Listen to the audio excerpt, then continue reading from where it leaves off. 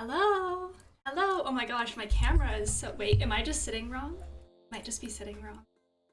Oh. Hi, I'm back. Hello. Here. Ooh, let's just adjust this down a little bit. How's it going? Hello. Happy Friday. This is my only Friday that I'm gonna be here this month, but I'm happy to be back. I feel like I've been gone from Twitch for forever. I think it's been like 10 days since I streamed last because my month is just so busy. Thank you so much for coming. Welcome, welcome. For those that, oh, I'm moving it down a little bit. I feel like this is a little high. Okay. For those that haven't been here before, welcome. My name's Angora Builds. I'm an architectural technologist based out of Western Canada, and I model buildings in 3D for a living. So I am not a designer. I'm not an interior designer or an architect. I am a architectural technologist, so I focus primarily on the 3D modeling of things and like kind of the coordinating of like the construction drawings and more of like the technical stuff between engineers and like my team and all of that stuff. So on this channel, I started this channel so that we could just do some design for fun because I don't really get to do that myself in my line of work. I have like a little bit of sway in design, and also my like office's primary focus is commercial office interiors, and to be honest, I've been doing them for so long now. Houses are just so fun. So on this channel, we focus primarily on home design and like kind of alt home projects. As you can see from the title, today we are working on our tiny house design series project where we are progressing through the design of a tiny house from start to finish as we would do in my line of work, in the same like phases that I follow for professional projects. And so last stream, was it last Tuesday? Ooh, a while ago, we finished what's called the schematic design phase, which is basically like we came out with two options for floor plans for a tiny house design that we really like. They're like, there's only so much space in a tiny house where you can make it like too different. So they're same but different in like different ways. And so now we're moving into the next phase of design, which is my favorite, and it's called design development. So this is where we're gonna focus more on like actually fleshing out like the finishes, the cabinet designs, what kind of fixtures we'll put in the bathroom, the equipment or appliances in the kitchen. We get to start actually picking all of that stuff, and I think this is the phase where the design really comes to life. So I'm really excited to get into this today. But oh man, it's been a minute since I've been live. I'm not sure how many of y'all have actually been waiting around for me, but I've been kind of a busy girl. I've had a lot of things on the go. I was gone for so long. Okay, I still feel like this camera's high. One sec. There? I was gone for so long because I just came back from a music festival. We went to a camping music festival last weekend. It was from Thursday to Sunday. And then in between doing that, I got sick, and then I had a tattoo appointment to finish my sleeve, and then we are trying to scramble to finish our fence project and to put the solar on our van because we leave again for another 10 days a week from today. So my life is chaotic and crazy. I feel I kind of wanted to chill for a minute though, and just like, I have my iced coffee here and I wanted to just chill for a minute and give a couple updates on like my personal stuff and what I have on the go with like my own DIY projects. The tiny house series that we're doing right now is a fictitious project. It's not something that we're actually going to implement, but what I really want to do on this channel is kind of start blending the real life projects that I do with what we do on stream here. So because we do primarily the design work on stream right now, there's a few like DIY stuff that we have lined up. We're completely redoing our front yard and all the landscaping. We're redoing the front facade of our house and like staining the bricks so it's a new color, doing some new cedar shake accents on the front of our house. We have a mid-century bungalow from like the early 50s. I can never remember which year exactly. But it's not a lot of front facade, which is very nice because it's approachable. But we're trying to do kind of the whole front yard stuff this summer, and then hopefully next summer we'll do the back stuff. However, we did opt to take on the like entirety of the fence around our property, and we have a corner lot, so we have fence on 4 sides, but we are like responsible for 3 of those sides. Usually when you have neighbors and you're doing yard work like that and like redoing your fence, you'll split the cost of the fence down the middle. Unfortunately, while we love having a corner lot for privacy and only bothering one neighbor, it took us, so we bought the house in 2021, and it took us until this year just to feel like the wood prices came down enough and like we had saved enough to be comfortable moving forward with that project. So we did the 3 sides of the fence ourselves, my partner Krisha and I. My handles and Gora builds. We do a ton of stuff ourselves. We're not afraid of DIY projects. We are rebuilding and restoring a whole camper van ourselves.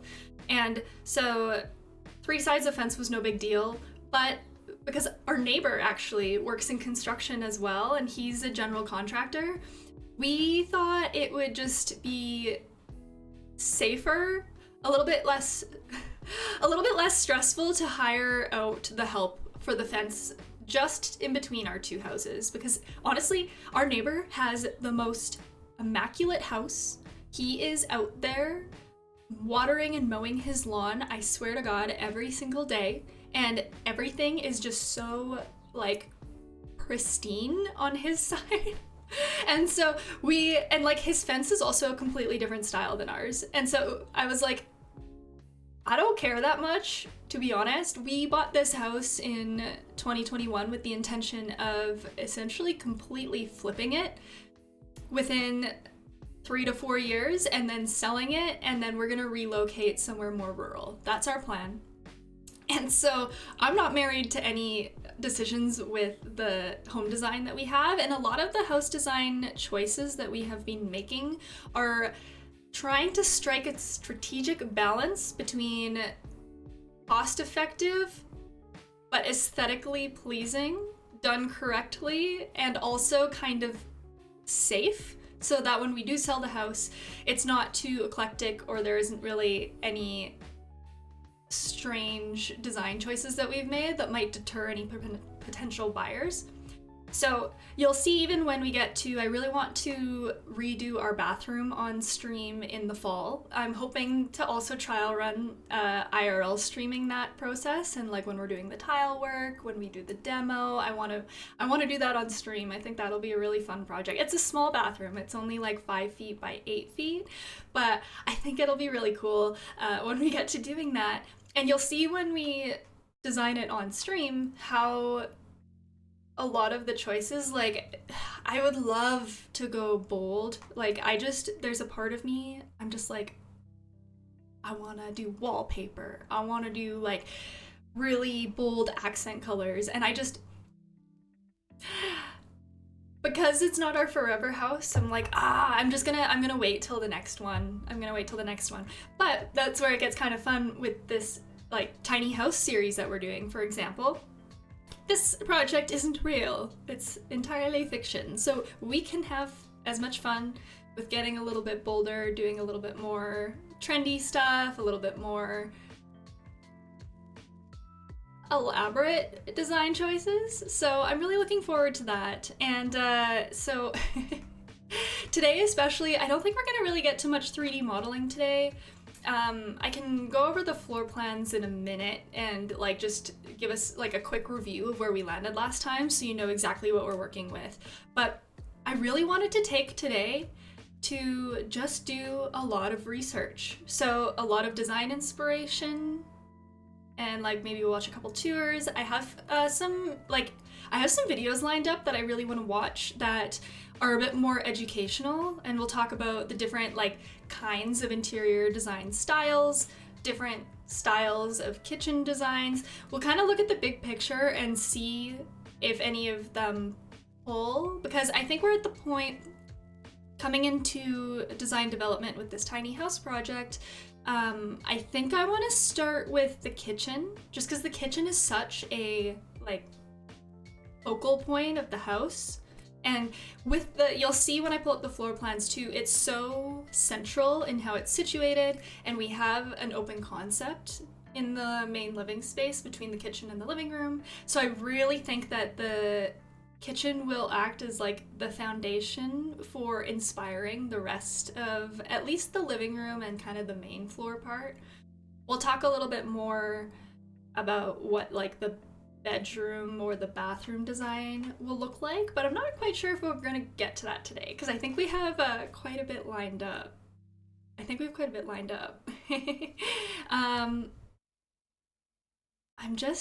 I'm trying to decide. I'm like, I have like, okay. We went to this music festival on Thursday. Yeah, we went to this music festival on Thursday. Oh my god, okay, I have a story leading into this, because I swear it's related to this channel. So we went to this music festival, and it's a camping music festival, and it's called Wicked Woods. So it's a pretty small festival, overnight festival, electronic music primarily in the Kootenay region of British Columbia, which is awesome because it was like really close to us. So it's like a really easy swing every year whenever, like, this was our third time attending. And the previous two were like, honestly, all of them have been great. The standing out like thing this time, that like honestly this year was great too, but they did not have a single food vendor that sold coffee or tea, like any kind of like cafe style thing. And the only caffeine I was okay, I do these things like predominantly sober. I am like 95% straight edge. I don't really care. I've been there, done that. I've been raving for over 10 years. I've been going to camping festivals and electronic music festivals for so long. But caffeine is what carries me at this point. And like, you can see, like, it's a thing. And anyways, so one of our housemates, so we were at this festival, and I was like, man, how much money would a coffee shop truck or like a coffee shop trailer make if it were at this festival? Because there's literally no other options, and if you didn't bring it, and a lot of people don't, because when you go to these camping things you assume that there's caffeine available, there was no competition. And like I think it's like close to 3,000 people with all the volunteers and the artists and the performers and stuff. So I looked, like, Krish and I were just walking kind of past the food vendor aisle and like talking about it, and he was like, you know, how expensive would it be to get a trailer and just like a small trailer and fit it out so that you could vend coffee at a smaller music festival? Because we're from Western Canada, and there is so many of these tiny kind of, not renegade, they're official, but they're very small, kind of in the mountains music festivals. And we love going to them, hence why we have a camper van that we are restoring. Like, a huge drive for renovating our camper van was for these music festivals. So, and our camper van also has a trailer hitch and has like a big enough engine that we could pull a trailer. Probably not much bigger than a bowler trailer, but we could pull a trailer. And I was like, you know, I'd be into doing that. I'm interested. And so I took that back home. And so we live in a house with 5 housemates. We live in we call it like our little urban collective. Guys, I'm a big hippie, can you tell? And one of our housemates has been a barista for over 10 years. and like he's a manager at a cafe, and so I pitched it to, like, I kind of was asking him about it, and he was like, I'd invest in this, I would do this with you. And he was like, I would work the shitty night hours so you could go party or like dance and go to all the sets that you want. He's like, I don't care, I like to sling coffee and it's my way of meeting people, so for me that's an enjoyable thing. And our next festival, so we have a small festival in August that I'm helping to coordinate. I'm actually like curating a stage for this festival in August, and he was like, we could trial it, like we could establish a proof of concept at this festival. And so on top of our house restoration, like house renovation stuff, on top of our van renovation and build out work, on top of throwing a music festival in August, now I'm like, am I gonna help my friend? Like, are we gonna build out a trailer together in the, like, as quick as possible and try and get this done for this music festival in August? And so I think what we're gonna do is we're going to just do it as like cheap and as shitty as possible. We might even just like rent like a little trailer from our VZ, or like a trailer renting, kind of like an Airbnb style thing, and just kind of do it as cheaply as possible. But after, if the proof of concept does well and we like make enough and enjoy doing it, I think we are going to actually seriously consider purchasing a trailer and fitting it out to be a mobile cafe. I also was a barista and used to sling coffee for about 5 years, so this is also an area of experience that I have. And so it's kind of funny because like at first I was like, I don't know if I want to take on another project. That seems like so much more to pile on. However, if I can turn it into content, would you guys be interested if if we design this trailer on stream and fit it out? I think that could be just another opportunity to do a real design series, another design item for this channel. So I'm thinking about doing it. I think it would be really fun. And I also think it would be, yeah, it would kind of be like a win-win from multiple angles for us. So that's what I'm thinking with that. I'm excited about it.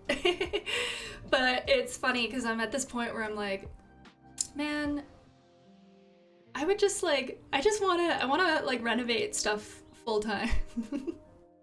There's so many things that we have on the go. I'm like, can I just get paid to like renovate my house and like renovate trailers for people and fit out camper vans and stuff? Because I think that'd be really fun. However, I guess it depends on how well you do like actually like building. Like, it's one thing to know how to build stuff, like that's my job, I'm an architectural technologist, I know how things are done in theory, but I guess it's a whole other thing to actually do it. So like there's a reason why trade schools exist, so I'm proceeding with caution. However, that's kind of the thought process with that. So I'm just powering up Revit here, and I'm going to reintroduce, I guess, the floor plans that we're working on right now, so that we can get a little bit of a refresher for where we're at. Because to be honest, I even kind of forget. It's been a minute. And once we get that going, I think we're going to spend a lot of our day probably hanging out in Pinterest and YouTube. And I think I have 1 or 2 articles too that I wanted to read. So I'm primarily focused. I think we're gonna kind of focus on some like big picture education stuff. So like I'm curious. I found some videos on like the styles of exterior design for American homes. And like, I don't know anything about the different names of residential design. Again, my experience is primarily more with like commercial architecture and large scale institutional architecture and retail, which like when you get into kind of more retail, it's a little bit more like, what's the word? Industrial, like not interesting at all, kind of boring actually. So using this as an opportunity to learn more about what like residential design actually entails from like a theory perspective, and hopefully you guys find that interesting, because I'm excited. I'm curious, and I also have a video lined up about like different interior design styles, which I don't know anything about that either. And I think that having that as a baseline for when we're actually doing inspiration research will be really helpful, because then we'll have more understanding of like the terminology and the names of the styles that we might want to actually delve further into. So, sharing my screen, hopping over to where we left off last week. And hello, if you are not familiar, welcome. This is Autodesk Revit. This is the software that I use in my line of work. And so it is specifically for architecture projects. However, I use it for everything. Like we did our camper van series here on Revit as well, even though it's kind of not really meant for that. Might be a little overkill, but this software is like breathing to me. It's really really quick, and it's a lot more intelligent. So anything that you can do in this software is feasible in SketchUp. And so if you're curious about 3D modeling and interested to learn about 3D modeling, I actually would advise learning SketchUp first, just because it's free. The barrier to entry is a lot lower. It has a really big library of existing like components and like things. What would I call it? Like there's a ton of pre-modeled like furniture, fixtures, like all of that. I think it also has a bunch of finishes preloaded and stuff. Like it's a really good starting point. The difference between Revit and SketchUp though is that SketchUp is it's like a polygon modeler where everything is like point based, and SketchUp doesn't know that a wall is a wall. You have to tell SketchUp that a wall is a wall using either like layers or categories maybe. I'm not super familiar with SketchUp, so correct me if you know the difference. But Revit, however, is a lot smarter. Like it knows, you can see here even in my like properties, like this is a door, this is a double door. It has a ton of parameters. You can customize the length and the width super easily. We can edit families to be a lot more parametric and easier to like manipulate. But it has categories assigned, so it's a little bit smarter. I like it a lot. I also don't know, does SketchUp have levels? Because like we can do levels. So we like know where the main floor, the top of the loft floor, the underside of the roof, like all of that's already input, and then the like elements will snap to it. Revit is a plane-based software. I guess SketchUp is plane-based as well, but yeah, I love it. It's fun. If you are interested, I think you can do a 30-day free trial through Autodesk, just to give Revit like a shot. You can dabble in it, see how you feel. I'm trying to decide if I like this song. I'll leave it. Okay, so we have so many design options. These are all of our design options. This is why I like Revit too. We can do this. See, we can jump between like, these were all of the different options that we played around with last time, and we picked two. We only picked two. So we picked option 6 here and option 7. So I'll just walk you through what the difference is quick. Option 6 and option 7 have a very similar configuration of the bathroom space. I really, really like. We found this bathroom configuration from a plan on Pinterest, and I really, really love it because in a tiny house, especially with the second story being a loft and not like full height to stand in, I really like having clothing storage on the main floor, just in the bathroom, because then everything you do to get ready for the day or to get ready for bed, it's all kind of in one place. I think that's really nice. It had the washer and dryer also in the same like space, so everything lives here. And we have the shower and toilet kind of as its own separate room. We did opt to put a door on the end, and I think this is the same for both. Primarily because, so the fictional clients are myself and my partner, Krish, and because we're aiming to move more rural and hopefully try and figure out the homesteading thing, having an entrance like right into like a shower room, if you're like muddy, you can rinse your boots off, or if you need to use the washroom, then you don't have to trek through the house. In Canada also, it gets very snowy and soupy for a lot of the year, so being able to kind of come in this side and like wash your boots off and then carry them in here, you could maybe have some like outdoor clothing storage here and some boot storage or something. And then having this one, so this is where they differ. This is primarily the same, I think, in both. I think where it switches up is the location of the pocket door. And so, with option 6 here, the pocket door is located in the center of the wall so that we can tuck the washer and dryer here, and then we have the vanity here. But for option 7, because we have the staircase right here, we have the pocket door tucked over onto one side. And so with this option, we do lose a little bit of our bathroom space because we have to take away some clothing storage for our washer and dryer setup here. So as far as options go, I think this one is a little bit more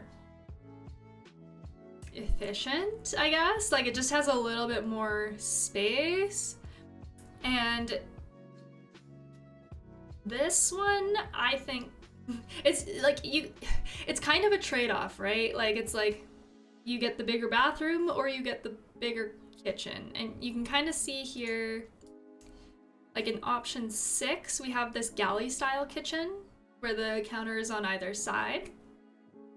And then we have the staircase separating the living room from the kitchen over here. And so when you want to use the washroom, you have to walk through the kitchen. I don't see an issue with that. Option 7 has them switched. So we have our staircase right up against the partition here. Our living room is more in the middle, and then we have the kitchen on the end. And I think that this kitchen is better, I think. We'll see what happens when we start fleshing out the cabinets and like what goes where. But having the 3 sides here is really nice.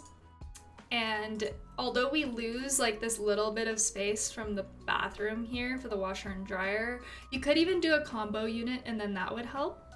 But the hesitancy that I have even with this option, I'll show you in 3D. So we are utilizing this design strategy that allows you to stand up in the corridor on the 2nd story. And so what that means is that this is kind of the like loft floor.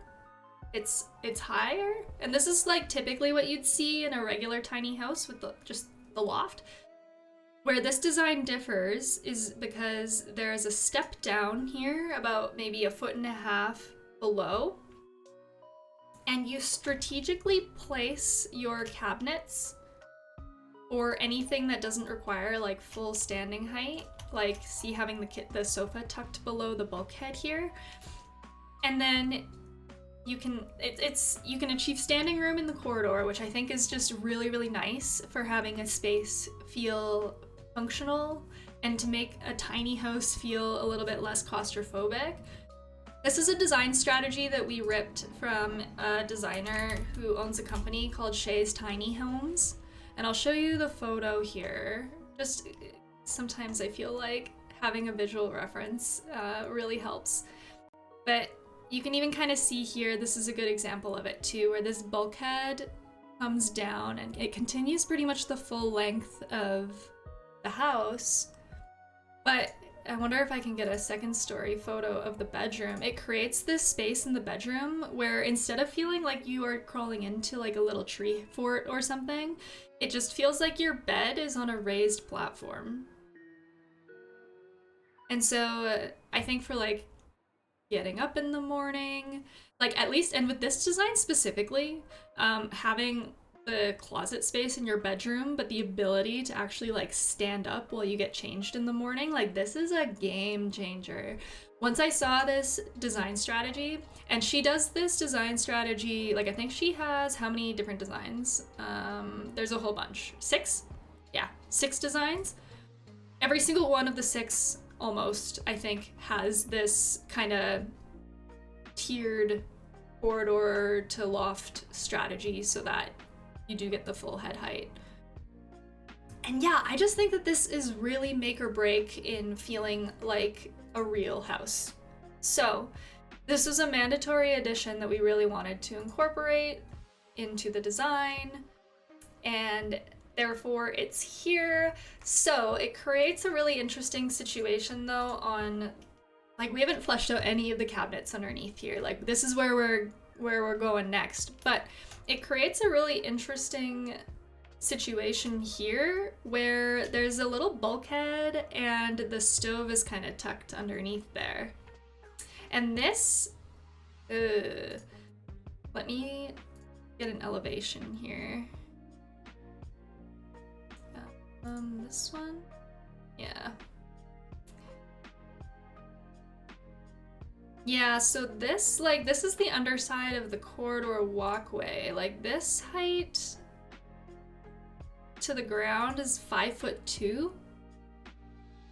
So there's a chance that if you are a tall person, like anybody 6 feet around that size, might find this bulkhead here while they're cooking on the stove uncomfortable.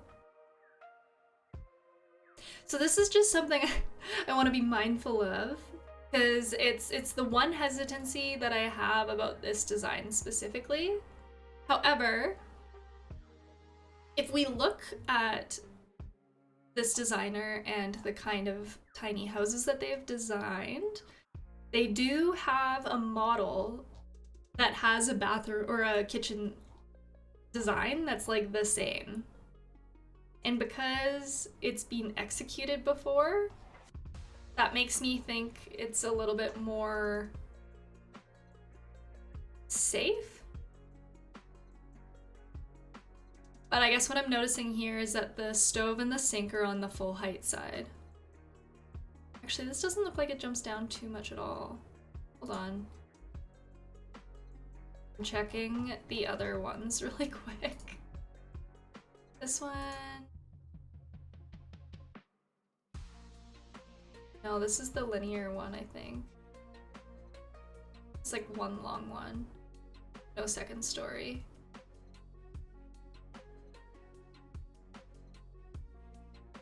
Wait, these aren't on trailers.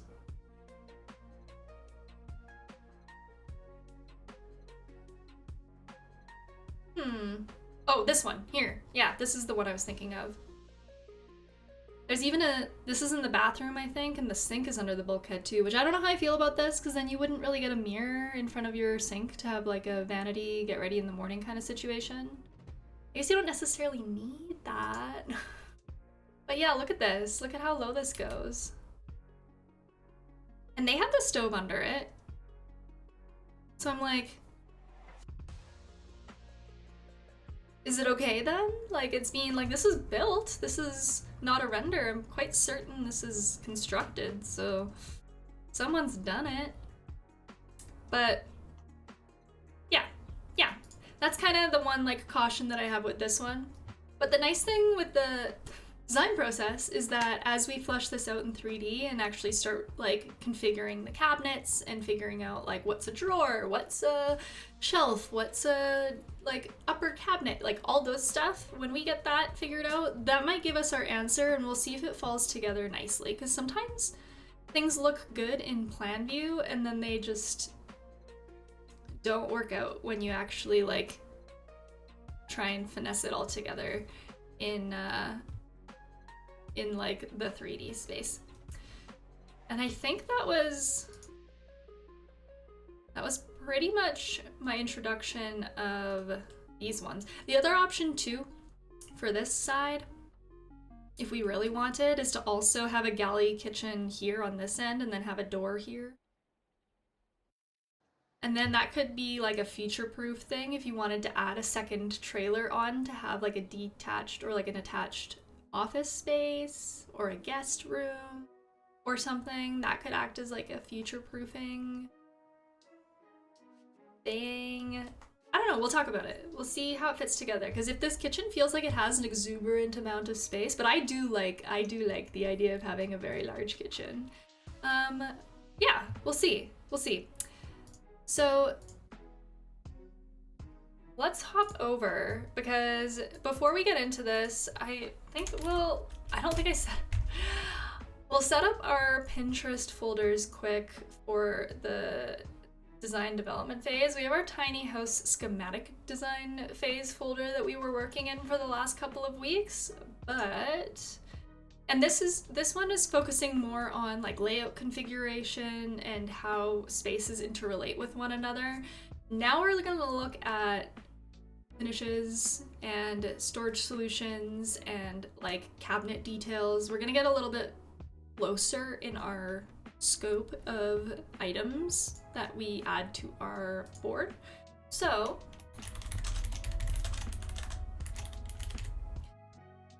I'll create this so that we have it. I'm not gonna add anything to it yet, because yeah, there's a few things we need to hash out. We're gonna need to talk about like, what does the exterior look like? What does the kitchen look like? What does the bathroom look like? What do the bedrooms look like? Like all of that has to be designed. I'm especially excited about the exterior, to be honest, because like I have never really designed the exterior of a house in over 10 years, I'd say. Yeah, over 10 years. I'm like, oh, it's time. It's time. The last time I designed a house exterior was 10 years ago. Wait, was it longer? Oh my God, it was longer. My high school, so why I got into this industry, my high school had a architectural design option, like a class. And it was like an option that you could choose to take for fun, like in the same way that you might take like wood shop or like cooking, or I don't know what other options there were. Sewing, I think we had. But yeah, architectural design was one. And so I learned back in grade 10 to learn how to 3D model and use Revit and everything. And it was so funny because they taught us Revit, which is the 3D modeling software, in high school.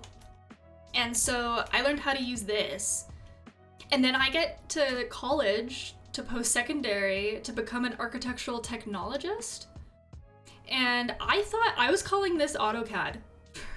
I was calling it AutoCAD for the whole 3 years. I don't know why. Teenager brain, I guess, or whatever. And I thought I knew AutoCAD, and I was like, I love AutoCAD. This is great. And then I got to post-secondary, where they actually taught us AutoCAD, real AutoCAD. This is Revit. AutoCAD is like, it's just a 2D software. Well, I mean, it has 3D modeling capabilities, but to be honest, AutoCAD sucks. AutoCAD sucks. It's like everything is just lines, and it's like it's a drafting software, but it's literally just like, it's not 3D modeling. It's flat. I don't know. I got to post-secondary and I hated it, and I was like, oh no, what industry did I sign myself up for? I wanted to 3D model buildings for a living. I don't want to use this software. This sucks. This is tedious as fuck. Like, I want to put a door, like, I want to play The Sims for a living. I want my job to be like playing The Sims. And this like, you had to literally fucking draw like lines to depict walls and use layers. Honestly, not too dissimilar to SketchUp. Not too dissimilar, but Yeah, and we spent the first year and a half of my 2-year program only doing AutoCAD, and then the last 6 months, they, like for my very last semester, they finally were like, okay, now here's Revit. And I was like, and everything just like fell into place, and I was like, holy shit, I have been using the wrong terminology for 3 years. And then it made it so much clearer to me. Like, I knew, like, I think now Revit is kind of the default. I think 3D modeling is becoming the industry norm, thank God, because it's so much smarter. But I knew when I graduated that, like, the career path that I wanted was to never, I didn't want to work for a firm that did just AutoCAD and only did 2D drawings. I wanted 3D. And so I'm so lucky that I found it, to be honest, because I think that there is a very small number of people that have the job that I have and have as much, like, what's the word? Diverse roles in their projects. Like, I work on an integrated project team. So what that means is I'm involved with the design process from start until finish, until it gets handed over to the general contractor.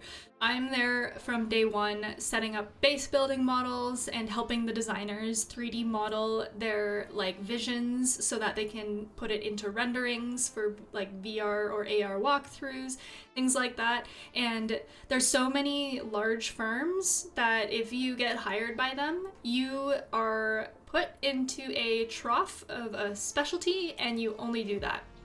So for example, you could become the stair guy who only 3D models stairs on the architecture projects and only does stair like details and stuff, and then that's it. And so I'm so lucky because I get to do everything from start to finish, and I have the entire ownership of our construction drawings. Like, I do everything. I do like the construction plans, the ceiling plans, the finish plans, the furniture plan. Like, I don't have a specialty. So that's really nice because now I feel like my range of knowledge is very diverse. And I think it takes it's a bit of luck and a lot of research into what companies are operating this way. And not only do I get to do a diverse range of things like that, which is cool, I'm also a remote full-time, which is even more cool. I love it. It's actually like the best of all the worlds. The only qualm I have is that I don't do anything other than offices. So here we are doing a tiny house, and that was my rant on that. So, okay, I'm getting distracted. We have our 2 floor plans, and now before we get into this, I would like to, we have our Pinterest board. Let's go to YouTube. I want to learn some stuff. I want to learn a few things.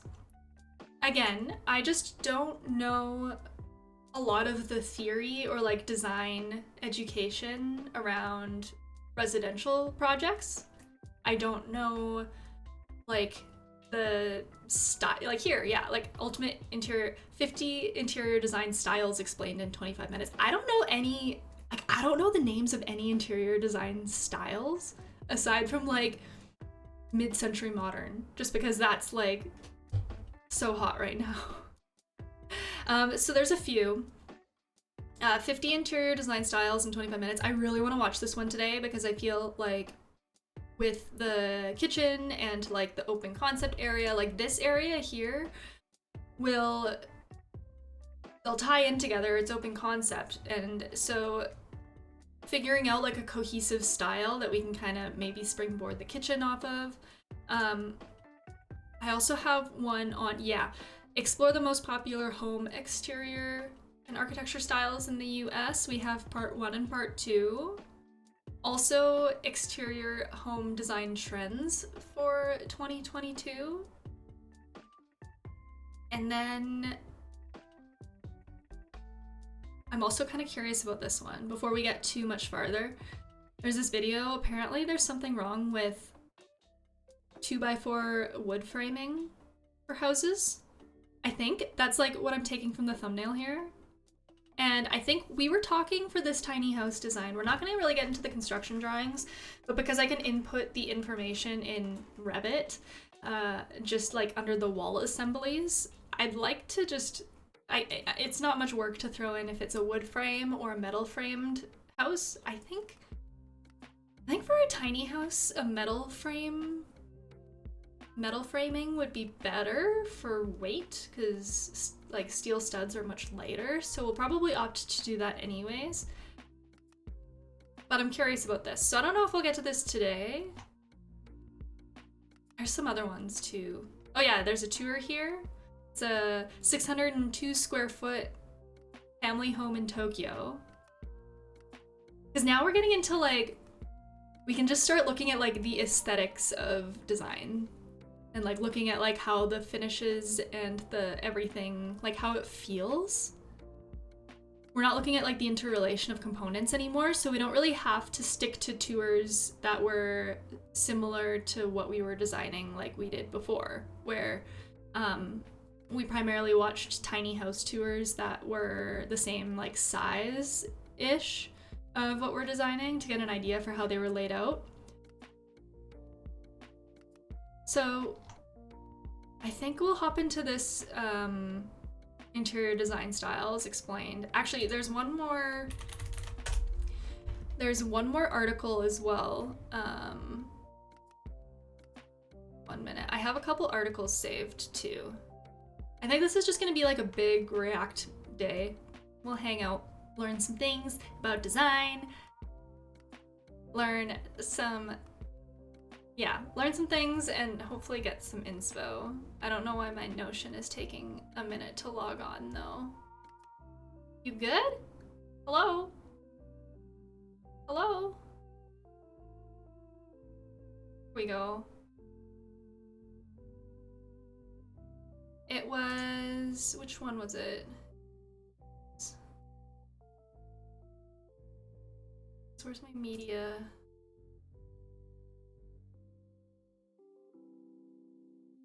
Actually, no, it might be from today, which is here. Yeah, so top 20 kitchen design styles. Design ideas for narrow kitchens actually would be a good article to go through when we actually decide to start looking at the kitchen specifically. And also, apparently Cardi B has a huge kitchen island, and I kind of wanted to know what the heck that was about. Okay, let's start off, I guess, with this first interior design styles, because then I think that'll help like with the broad scope, and then we'll kind of narrow it down. And do we want to maybe start off with the interior stuff first and deal with the exterior design further down the road? Like, I'm kind of thinking maybe we focus on the interior design of the main floor first, and then once we get that fleshed out and even maybe get into 3D modeling it, we'll do the exterior kind of after, I think. I think I'm thinking about that. So anyways, without further ado, let's get into this one. If you only list your vacation, I'm curious. Educate me.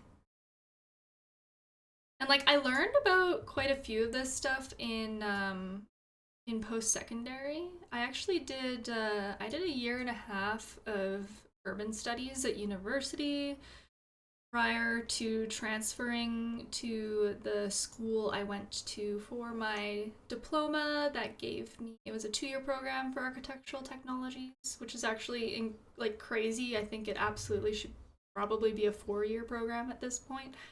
I think it could be a degree, but in both of those programs I learned a little bit about design theory, and same within high school, back in high school, but we'll refresh ourselves. We'll refresh the memory. Let me know if the audio is okay. Wait. Individual interior design styles. I just wanted an overview of 50 so you can get a really good idea of what you like, what you don't like, and then you can learn kind of what you like and dive a little bit deeper in sort of other places so that you can sort of narrow in on that style for you. Remember also that you can combine interior design styles. You might even notice that design styles in this video sort of overlap, and that makes sense because design styles from different areas and different cultures and time periods overlap with each other and they draw inspiration from each other. So if you see similarities, that makes sense. Also, of course, shameless plug, I have a course where I actually go over a lot of interior design style stuff there to help you choose your signature style so you can find something that is uniquely your own, drawing inspiration from the kind of big ones that we're going to be talking about. All that being said, let's get going. First design style is going to be abstract design style. This focuses on non-representational shapes, forms, and colors, always sort of emphasizing different artistic expression and different experimentation. Then we also have African design style. This encompasses a broad range of aesthetics from different regions of the continent. It really incorporates tribal patterns, bold, beautiful colors, natural materials, and traditional. This is really pretty. I wish that I could almost have like the audio still playing in the background while I'm still talking. This is really pretty though. Hold on, I want to look at this again. I love the like the contrasting colors and the like so many patterns. I feel like patterns are one of those things that are really difficult to like do a lot of and then execute it nicely. It really incorporates tribal patterns, bold, beautiful colors, natural materials, and traditional craftsmanship, reflecting the cultural heritage of various African cultures. Now, North African design styles really draw inspiration from sort of the rich cultural heritage of countries like Morocco, Tunisia, and Egypt. It features vibrant colors, intricate patterns, ornate tile work, and traditional elements like Moroccan lanterns or poufs, things like that. Now, South African design style tends to reflect the diverse cultural influences in that country and that region. It combines elements of African tribal art, colonial aesthetics, and also sort of contemporary design elements as well, and really features a lot of earth tones, sort of natural materials as well, and a lot of hand. I feel like we wouldn't do this in a like Canadian rural tiny house design though, so we'll say nah. American colonial design styles take inspiration from the earlier colonial period of America. It features a blend of European influences, but still has kind of a lot of rustic elements sort of brings in as well. It includes rich wood furniture, classic patterns, and a bit of a warm, sort of heavy color palette. Art Deco. Art Deco style emerged in the 1920s and 1930s, characterized by geometric shapes, luxurious materials, and decorative details. It combines modern and traditional elements with a strong focus on symmetrical design. So you're going to see a lot of marbles, a lot of onyx, a lot of just... That plant room, oh my gosh. Really jewel tones, like really gorgeous, rich, luxurious materials here. Artisanal. Artisanal design style celebrates craftsmanship and handmade elements. It emphasizes unique, one-of-a-kind pieces created by skilled artisans, showcasing their expertise and attention to detail. This is frequently combined with other similar sort of interior design styles. You see this. That seems strange to me that artisanal would be like a interior design style, because wouldn't most artisanal elements be like a component that like fits into a different interior design style? The only thing that establishes it as artisanal is that it's handmade.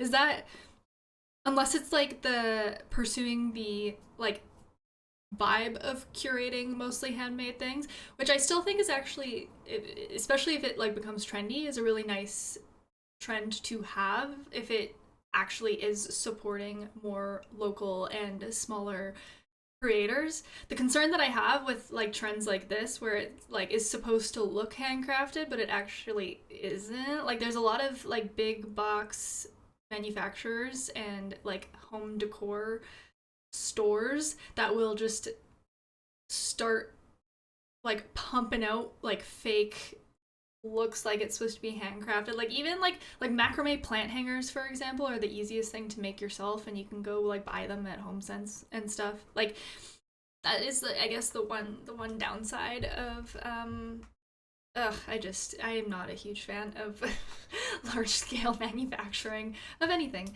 to be honest. Sort of paired a lot with, say, arts and crafts, even with traditional looks as well. Art Nouveau. Art Nouveau is an artistic style popular in the late teen and early 20th centuries, really. It emphasizes flowing lines, organic motifs, and intricate designs, often drawing inspiration from nature. Things like... I was gonna say, this reminds me a little bit, like going back to this one, even like, maybe it's something about the stained glass with the tone of the wood, but it actually kind of reminds me of like Hobbit hole vibes, and a lot of Hobbit hole, like even like not just from Lord of the Rings, but like that like style of home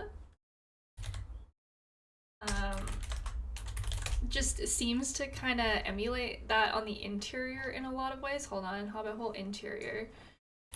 And maybe it's like the exposed beams and just like the curving shapes and stuff. Like it's similar. So is this what is would this be the style that it drew inspiration from initially? Which is really cool.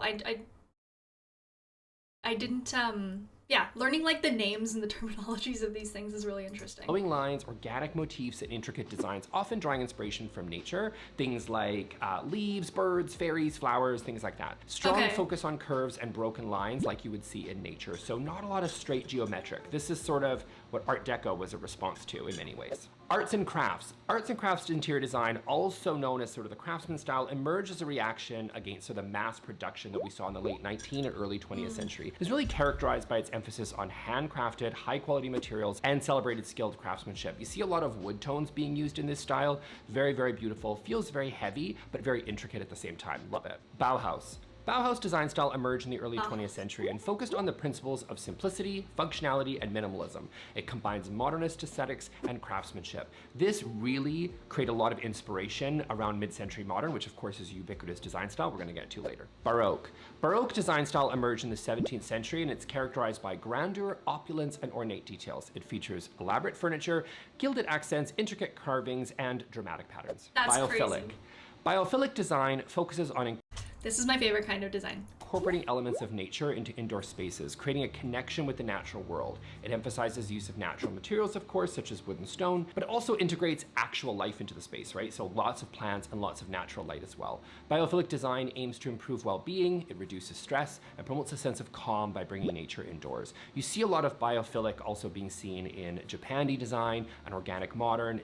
And this isn't just an interior design style, this is an architectural design style as well, and also kind of gets implemented more as like a design strategy where you can kind of utilize or draw inspiration from different aspects of nature in order to create, it's called like passive design strategies. Like you can kind of utilize like the natural like air currents, for example, for passive ventilation of a building, and we can often look to like plant life or even animal life in the natural environment to see how they will like regulate temperature or whatever and implement strategies in the built environment, which is really, really cool. So it kind of goes beyond just adding plants in a space or natural finishes or natural light, for example. It can get a lot more technical than that and get into like the actual building systems, the shape of the building, and like how it's oriented, how it functions, things like that. It's my favorite kind of design. It's tends super to get cool. mixed in with other design styles that are super popular right now.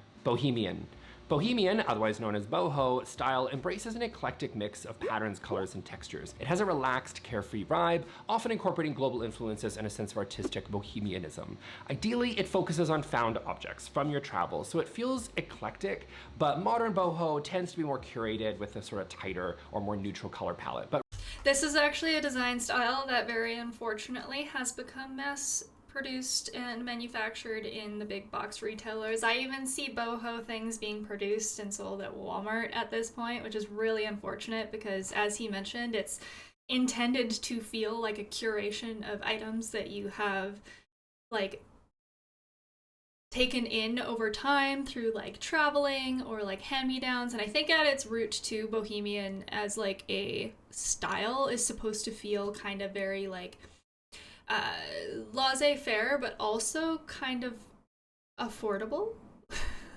I think that it is supposed to feel like the result of like a lot of like thrifted items and like eclectic things that you've curated instead of going and buying the sleek matchy living room set brand new from the store. You know what I mean? So it's weird that there's like this paradox now around the bohemian style that capitalism has kind of like ruined. And as like a hippie myself, it's a style that I really enjoy, and I do think it feels very nice, but I'm at this point where I think it's just like so large and trendy that like I have like hesitancies to even really like delve too deep into it for like this tiny house design and stuff, because at this point it's kind of just starting to feel like, I don't know, it's like the live laugh love uh like graphics on your wall. Like it's kind of starting to just feel like that, which is really unfortunate because it's a very pretty style at its core. But really, this feels eclectic by design because it's supposed to be all the different pieces that you've gathered around the world as you're living your theoretically bohemian lifestyle. Chinoiserie. Chinoiserie design style emerged in the 17th and 18th century and is characterized by European interpretations of East Asian aesthetic. That part's important. It features ornate and whimsical patterns, pagoda motifs, lacquered furniture, and a lot of blue and white porcelain, creating an exotic and elegant atmosphere, exotic to the Europeans that created it. Because technically, as a style, this is a European style that really speaks to the fascination with Chinese culture at the time. Personally, I wonder how many, like, I just can't help think of how much colonial influence there is on a lot of these interior design styles. I can see the through line between something like sort of ancient Chinese porcelain, which later sort of inspired the Dutch to create Delftware, which is named after the Dutch city of Delft, which you can then see incorporated into American traditional design as they were inspired by the Europeans. And then you also even see that in sort of modern interpretations of traditional, where you can see things like Delftware being used, sort of blue and white china, being used in things like Grand Millennial and Coastal Grandmother and styles that are popular right now. We got the house! Do these designs, like the ones that feel very like early like 17th century, like are they still being like utilized anywhere? Are they actually like a trendy realistic thing, or are we just learning more about like the names of the styles? And like a lot of them are largely extinct at this point. I'm curious because a lot of them feel very kind of like historic and ornate. Reflects a beach or sort of a seaside atmosphere. It's characterized by light and airy spaces, lots of use of natural materials, really soft colors, especially sort of in the blue and white sort of category, and some nautical elements as well, trying not to be too themey. Now the colors usually used, as I said, are white, cream, navy. You'll also see a lot of beige and sort of jute materials, wood, things like that. A lot of natural materials. What was this one called? What was this one called? Not to be too themey. Now the colors usually used, as I said, are a lot of natural materials, but definitely feeling that, you know, kind of things that reflect what you would see on the beach, like sand, water, sky, things like that. Contemporary. Contemporary design style refers to the current design trends at the present time. So it often features clean lines, minimalist aesthetics, and a blend of modern and traditional elements. So don't confuse. So would that mean that contemporary style is just ever evolving and constantly adapting to whatever the current trend is, or does it always correlate with kind of like the sleek linear profiles of things? We'll see what he says. All the time. Contemporary and modern. So modern refers to the modern era, which is the early to the mid 20th century, while contemporary is now, and contemporary is always changing. So what's contemporary now isn't he answered contemporary in 30 years. Okay. Cottagecore. So cottagecore design style embodies. How is it that like TikTok aesthetics have made it into a professional interior design styles video? That's insane. That's crazy. Or was cottagecore like a thing first and then TikTok trend aesthetic vibe just like ripped the terminology? Which came first, chicken or the egg? Embodies a nostalgic, sort of cozy aesthetic. It's inspired by rural life and nature. It features sort of floral patterns, vintage furniture, pastel colors, and an emphasis sort of on a more simple and kind of wholesome, even like an agrarian lifestyle. Dark academia. Oh my god, another one! It has to have been ripped, right? Like, sorry, like the aesthetics came first and then, right? No? Yes? Dark academia design style is inspired by traditional academic settings and literature. So I mean, it I sort guess of features a really dark academia as like a style has existed for so like a very long time, which is hence why like. But I just don't know. Was it always referred to as dark academia, or is that something that is more modern and like a current terminal or a current? What's the word I'm looking for? Terminology for it that like has evolved and developed, say? Want like a TikTok aesthetics history now. Really dark and moody colors. It has a lot in common with Gothic design, but it's a little bit more specific to kind of a book, library, Harvard sort of feel. There's also another version, of course, called Light Academia, which, you know, the internet likes to create contrasting things. One person does something, someone has to do something different.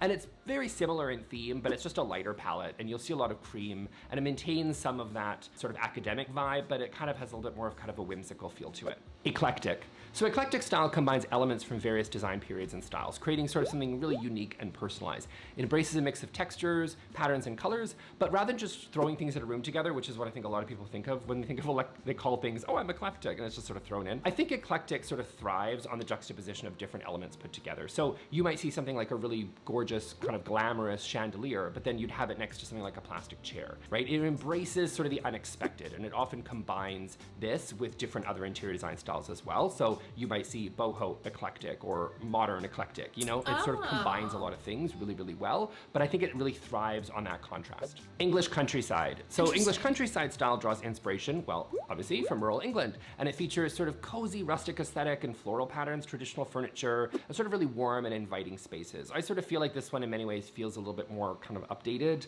to the arts and craft movement, which was very, of course, popular at the time in rural England. Rustic farmhouse. So a rustic farmhouse is characterized by its charming, nostalgic, and sort of traditional design elements. It draws inspiration from the simple, functional homes of rural areas, and it really emphasizes a warm and cozy atmosphere. So key features of a rustic farmhouse would be things like natural materials, of course, but having them with a really sort of authentically, that's important, weathered look, a lot of traditional details, and a sort of really cozy interior. This really rustic version kind of lacks sort of the modern conveniences that you'd see in its more modern counterpart. Modern farmhouse. So a modern farmhouse sort of blends contemporary design with the classic farmhouse style, resulting in a fresh and sort of updated look. It combines clean lines, minimalist aesthetics, and a sort of a touch of rustic charm really, but key features of a modern farmhouse include simplicity, fairly neutral color palette, sort of mixing different materials together, open floor plans, and sort of a blend of old and new. So this style also includes things like, you know, the farmhouse with the apron sink, modern appliances, different modern lighting fixtures, and sort of that really big, large farmhouse dining table for a large family. And modern interpretations of this style might even include a live, laugh, love sign, let's be honest. Oh, do you see my little sprout? I forgot I had it on and I just noticed it. This is one of those styles, again, that I think is very aesthetically nice, but I'm hesitant to do like a modern farmhouse style too much because of the prevalency of it. Okay, I'm trying really hard to see past like the style name, I'm trying to see past the preconceived notions I have about certain styles, i.e. ones that are like incredibly trendy, kind of suburban house mom style, Pinteresty, predominant kind of vibe. I do think that the rustic farmhouse vibe specifically, I do really like a lot, and I think that we can probably dive into some examples of that. I specifically really love colored cabinets. I really like green cabinets specifically. So I'll spend a bit of time delving into that, and I did notice when the example images were up that there was a little bit more color in the rustic farmhouse, and I really like the pairing of like pops of color with the natural finishes. I think that especially like natural finishes are so timeless, and I think that when we're looking at the design of the tiny house and what we're planning on doing with it, my preferred way of trying to approach design is to be a little bit safer with some of the more permanent or expensive components, and then get a little bit more playful with some of the easier to change elements. So like paint colors on the wall, furniture colors, like all of that stuff, even to an extent I'd say cabinet colors, because I think that it's really easy if you decide you want to change those things to just like fix it yourself. But when it comes to the countertop selection or the kind of sink that we're gonna put in, because that's a very expensive and difficult shift to change, and I think this will be especially prominent in the bathroom design when we get there. Because retiling a bathroom is some shit, man. That's a lot of work. So just being really mindful of what will still feel nice within 5 years so that I don't want to like rip it out because it's super dated. Trying to find the balance between that. And like even with the shower example, just playing it a little bit safer with the shower tiles on the wall, you can like get a little bit more playful maybe with your shower curtain, or even the fixtures that you use in your shower, like the kind of shower head and stuff, because those things are really easily swapped, really easy to update. Trying to be a little bit more mindful of that balance. And that's kind of what I'm thinking about even watching this video and trying to memorize or take note of the different like terminologies for design that we're learning here. What is very I'm kind of looking more at like the permanent, like I'm curious, I guess, like what's the difference between a rustic farmhouse cabinet door versus a modern farmhouse cabinet door? Is there much difference, or is the difference primarily in the furniture and the lighting and the color, you know, things like that? Like I'm kind of just trying to be a little bit mindful of those differences here, because a lot of it, there's a lot of these reference photos and there's a lot of things happening, and a lot of it is like furniture and items that you place.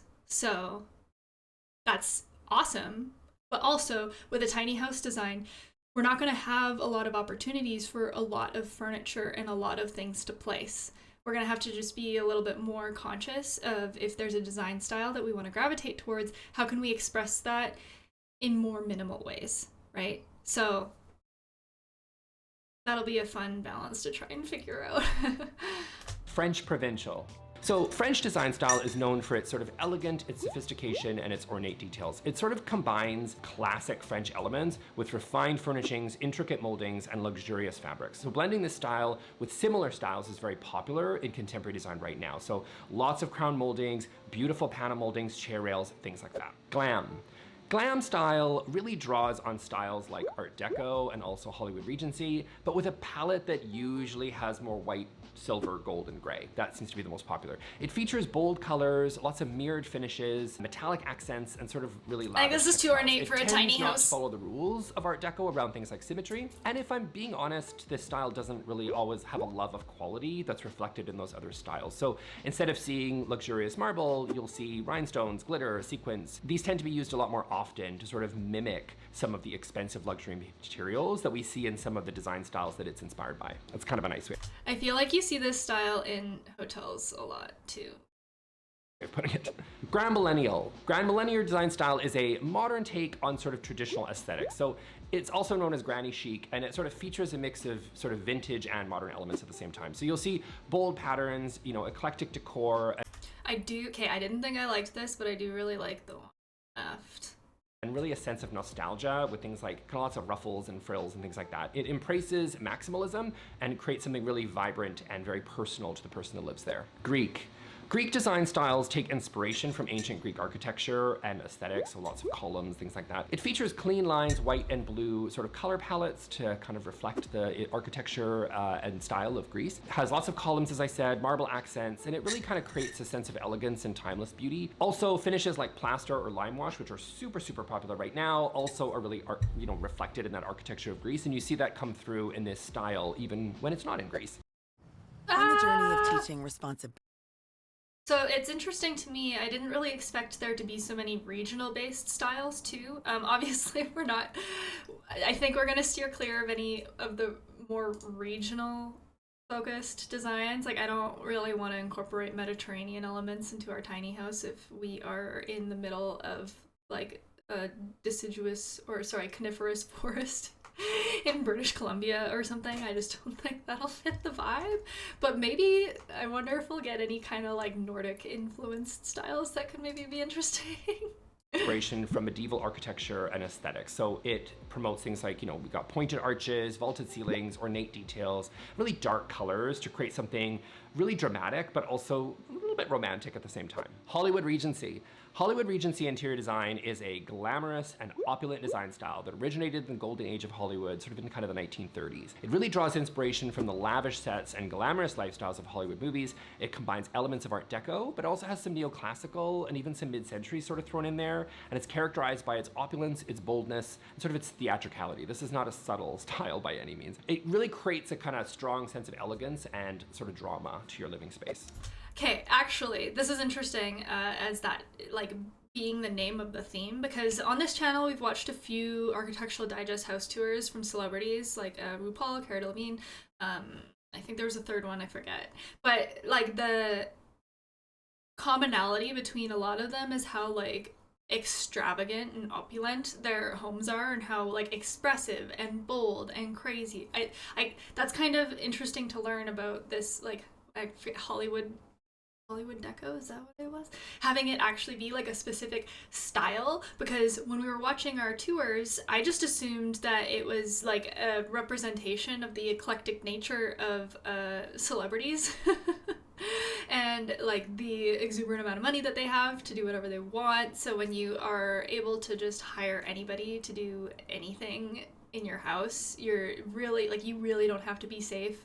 You can just, like, snap your fingers and get your kitchen retiled if you decide you don't like it anymore. And so I wonder if that feeds into that a little bit as well, the amount of wealth that is in Hollywood available to take risks and be bold. And I also wonder, to what extent is it wealth, and then to what extent is it showing off? I guess, like, if you're inviting people over, like, as a celebrity, I'd imagine your day-to-day life is a lot more social, and networking is a huge aspect of your job. And so I'd imagine homes are often places of gathering and parties and whatever. And so having a more, like, extravagant home to invite people into that gives them, like, a taste of, like, how quirky and, like, creative you are.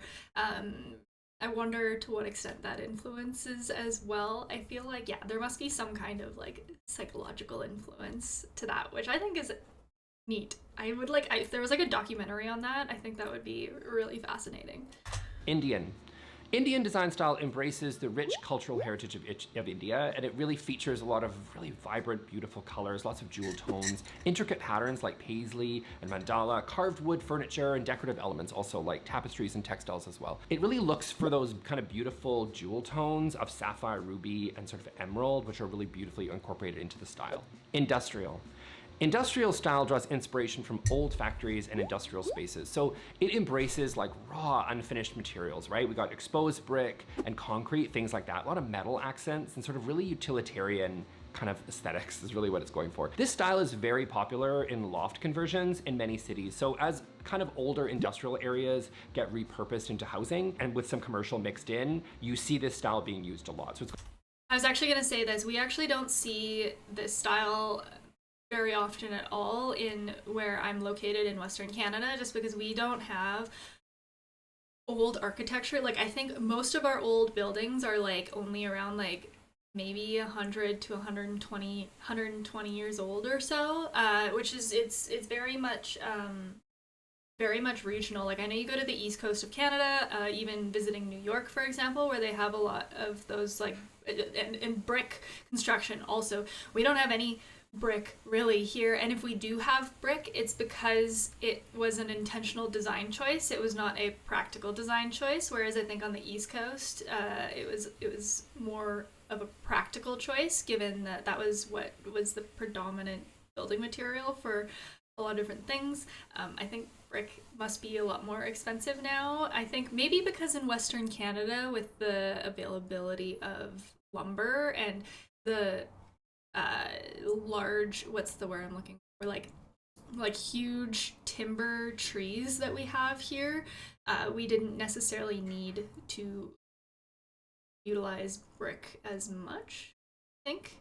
So yeah, we have a lot of buildings out here that have these, like, huge timber frame posts. Like, timber frame construction, especially when you get into Vancouver and stuff, is so prominent because the trees, like the old, especially like the older growth trees, when they first started logging and like there was a lot more trees that hadn't been logged yet, kind of in like a century to a century and a half ago.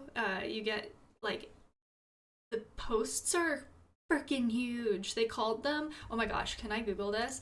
I wonder if it's like, okay, this is Canada. It was called the Canadian toothpick. Can I find the photo of it? Of what the, oh my god, I'm not gonna be able to find. This is what I learned in school, that it was like referred to as the Canadian toothpick, because these like large timber posts were so freaking massive. I'm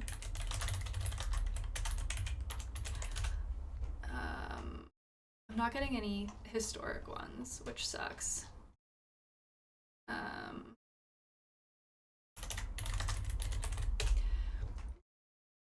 Yeah, even adding history at the end. That's a bummer. I know specific, like I've done specific lectures on the timber frame construction history of British Columbia specifically.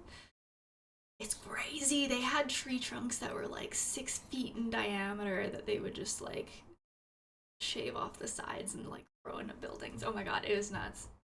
It's got usually really tall ceilings and using a lot of exposed brook, things like that. So a really good inspiration to look for is like the Soho neighborhood in New York City. I think every kind of city right now in the West kind of has their version of that. And you can see that as kind of inspiration for this style. Not Japanese. every city. So Japanese design style is really influenced by sort of Zen philosophy, and it emphasizes simplicity, minimalism, and natural elements. It features clean lines, lots of neutral colors, and so sort of a sense of tranquility. This is not a bright in-your-face style. You know, you might get some earthy sort of colors in there, like rust and green and maybe some light blue and things like that. But you know, furniture is also like really kind of low and sort of close to the ground. A really beautiful, timeless, simple, elegant, but comfortable style, but not necessarily too in your face. Now, Japandi is sort of a fusion of Japanese and Scandinavian design styles, so it combines the simplicity and sort of the minimalism in Scandinavian design, but you get sort of that darker earthiness of Japanese design. So rather than having everything in sort of all white and light and gray, you get a little bit of that earthiness thrown in. And this style really utilizes a lot of earth tones as a result. You still get a lot of natural materials, and sort of it creates a grounded. This is really pretty. Hold on, what was it called? Japandi? Is that what he said? Japandi? Yeah, Japan. Okay, I'm gonna save this tab. I think this is really pretty. I like Scandinavian style specifically is also one that I do really love. And I'm thinking more, I mean, maybe just because the bedroom examples are here, but I am kind of thinking more for what we decide to do for the bedroom upstairs in the tiny house, kind of drawing inspiration from this kind of design. I love this wood slat wall too. Oh my god. Okay, there's kind of a meme. It's kind of a meme now in the industry about like how prevalent and predominant wood slat wall design is, and I follow some of the like home design subreddits, and I feel so bad because someone will put like a really beautiful wood slat wall in between their living room and their kitchen, and they'll post it and they'll be like, oh my god, it's amazing. And it's like, wood slats for me have such a corporate like connotation attached to them. I have a hard time separating them now, but in this application I think it's so pretty. Space, which is true for both Scandinavian and Japanese styles, so you get that in Japandi as well. Maximalism. So maximalist design style celebrates boldness and abundance, okay? So this is not a minimalist, this is the opposite of minimalism, right? So this is where you're gonna feature a lot of like vibrant colors, you're gonna see a lot of mix and matched patterns, eclectic decor, and sort of a layered approach to styling, creating something that is visually rich and very expressive, and should really reflect the style and the personality of the person that lives there. There's lots of storytelling in this style. Mediterranean. Oh my god, okay, so note about maximalism that I think is really cool. I believe it was, is it Mina Lee? Is she the YouTuber that, yeah, Mina Lee does a video on maximalism, I believe, and it's a really, really cool watch because she talks about how there's a resurgence of maximalism in fashion specifically as a result of like the kind of repression that we were subjected to during COVID, where we were not able to go out, we couldn't do anything.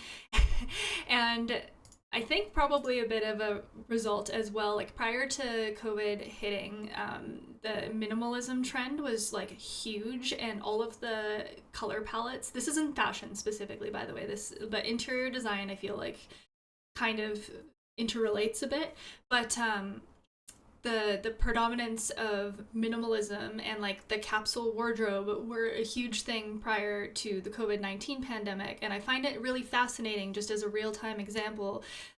You can almost see like history unfolding. Like we're going to talk about this in a decade or more, like for years to come, about the like how the trends of the time have responded to the circumstances that we were forced to endure for almost 3 years. And I think that it's really cool how maximalism especially is kind of this like response to being confined, and now it's like, okay, I don't have to like hold in anymore. And so that's where, yeah, especially with a lot of like the colors and stuff. And I think that that's why, again, with fashion, even with like the resurgence of like Y2K fashion, it's so much more colorful and expressive and like eclectic, unique compared to what we were seeing prior in like with the if anyone remembers the like nude or neutral like tracksuits and like the clean white shoes and the sleeked back ponytails. I think this is around the time like Kylie Jenner or whatever's like lip kit was hot and stuff. And so I'm stoked that we've come out of this like neutral kind of monotone like way of existing, and things are starting to get a lot more fun. I'm really happy about that. It's really cool. I don't know if I don't know if in a tiny space if maximalism is really it though, because I think it just feels like a very busy design style. It's a very busy fashion style too. If anyone's ever seen like maximalism fashion, I've watched some TikToks about how to like get ready with me TikToks with maximalist style, and I'm just like, I don't know if I could ever do it personally because it kind of requires you to be a little bit unhinged. Like you kind of have to be chaotic, and I'm like not like I'm like lawful good. I'm not chaotic in any way.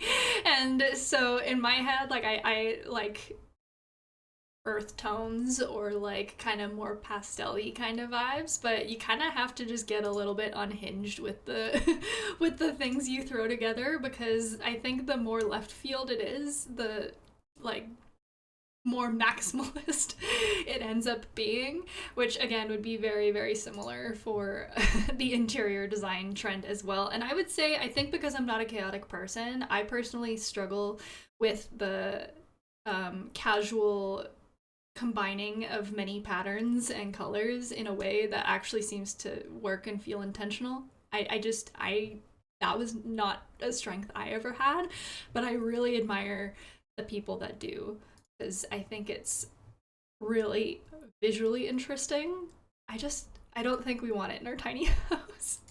The style and the personality of the person that lives there. There's lots of storytelling in this style. Mediterranean. So Mediterranean style really takes cues from the coastal regions of Southern Europe, so Italy, south of France, Spain, Greece, places like that. It incorporates sort of warm colors, textured surfaces, rustic furniture, and sort of influences from those areas around the Mediterranean.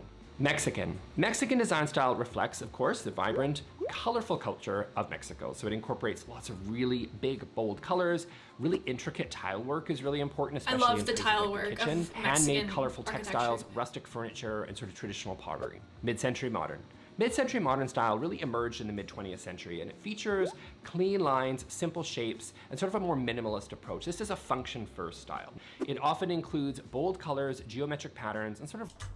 I would love to own a mid-century modern home. Like, I love like the exposed wood paneling on the roof, or like when they have the like vaulted ceilings with the exposed beams. I think that that is so pretty. It's stunning. Like, look at how beautiful this space is. This is another style, though, that I also feel like is kind of being overdone. Not necessarily in a bad way, but in the sense that everything that is like authentically mid-century modern, from the thrift store or from like marketplace, anything that you could purchase secondhand, is just exploded in how much it costs because it's so in demand now as an interior design trend, which is unfortunate because it's so pretty. Retro-inspired furnishings. It was heavily inspired by Scandinavian design and the Bauhaus style, although it used sort of bolder colors and more man-made materials that were like molded plywood and plastic and things like that, which reflects the fact that manufacturing in the post-world era was changing, and some of these materials were able to be available to people to use to create beautiful sculptural pieces rather than sort of the hand-carved stuff that sort of came before it. Minimalism.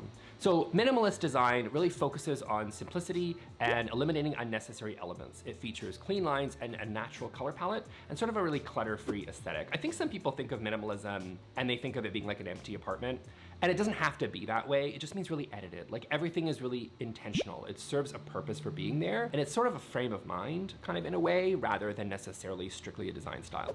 Moroccan. So Moroccan design style draws inspiration from the rich and exotic culture of Morocco. So it features lots of vibrant colors, intricate patterns, arches, mosaic tile work, and sort of really gorgeous, luxurious textiles. The lamps, Moroccan lamps, I want one so bad. They're so pretty. There's like, oh, hold on. Like all these, when we went to London back in November, I think there's a store in Toronto as well. There's a few of these stores where they sell these really beautiful, ornate Moroccan lamps, and they actually weren't that expensive, which is crazy to me. But my favorite style is these kind of solid, like the metal style with the cutout, and then it just casts these really beautiful shadows. The hard part about like these lamps is trying to figure out a good location to put it in the house.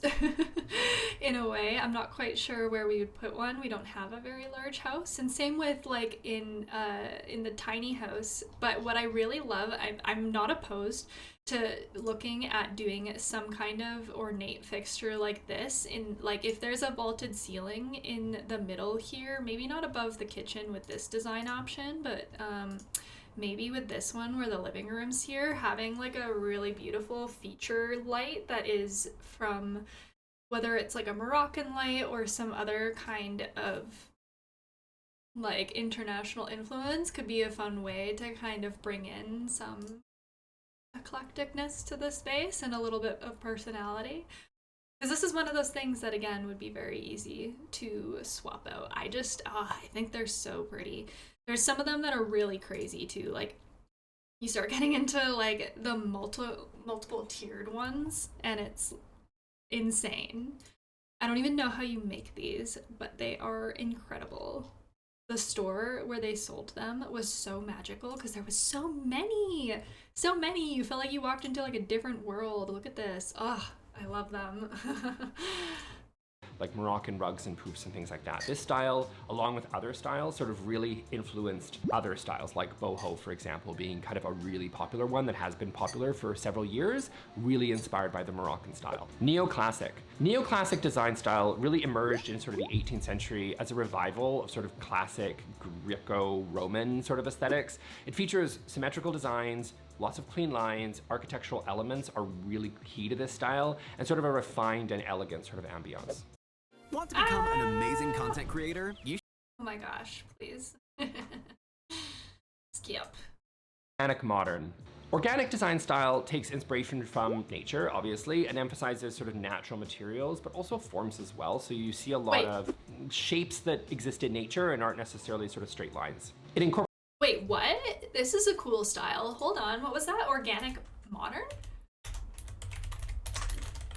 I might save this as a tab too.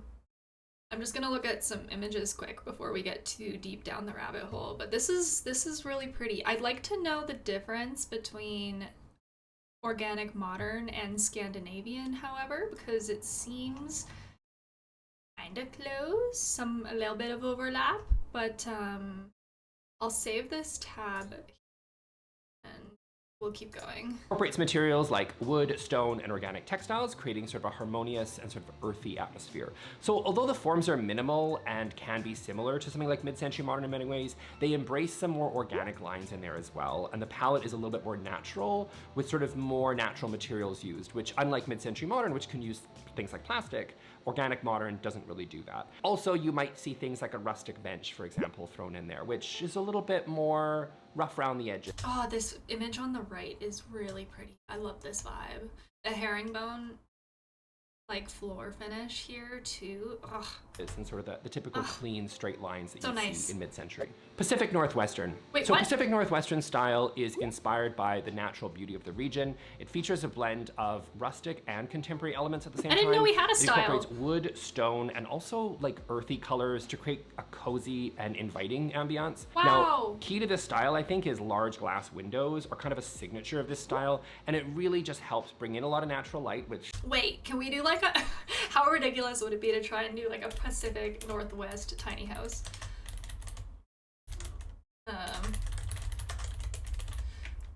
I'm just gonna keep this tab open too. I don't know if we're getting similar reference photos though, like he had posted.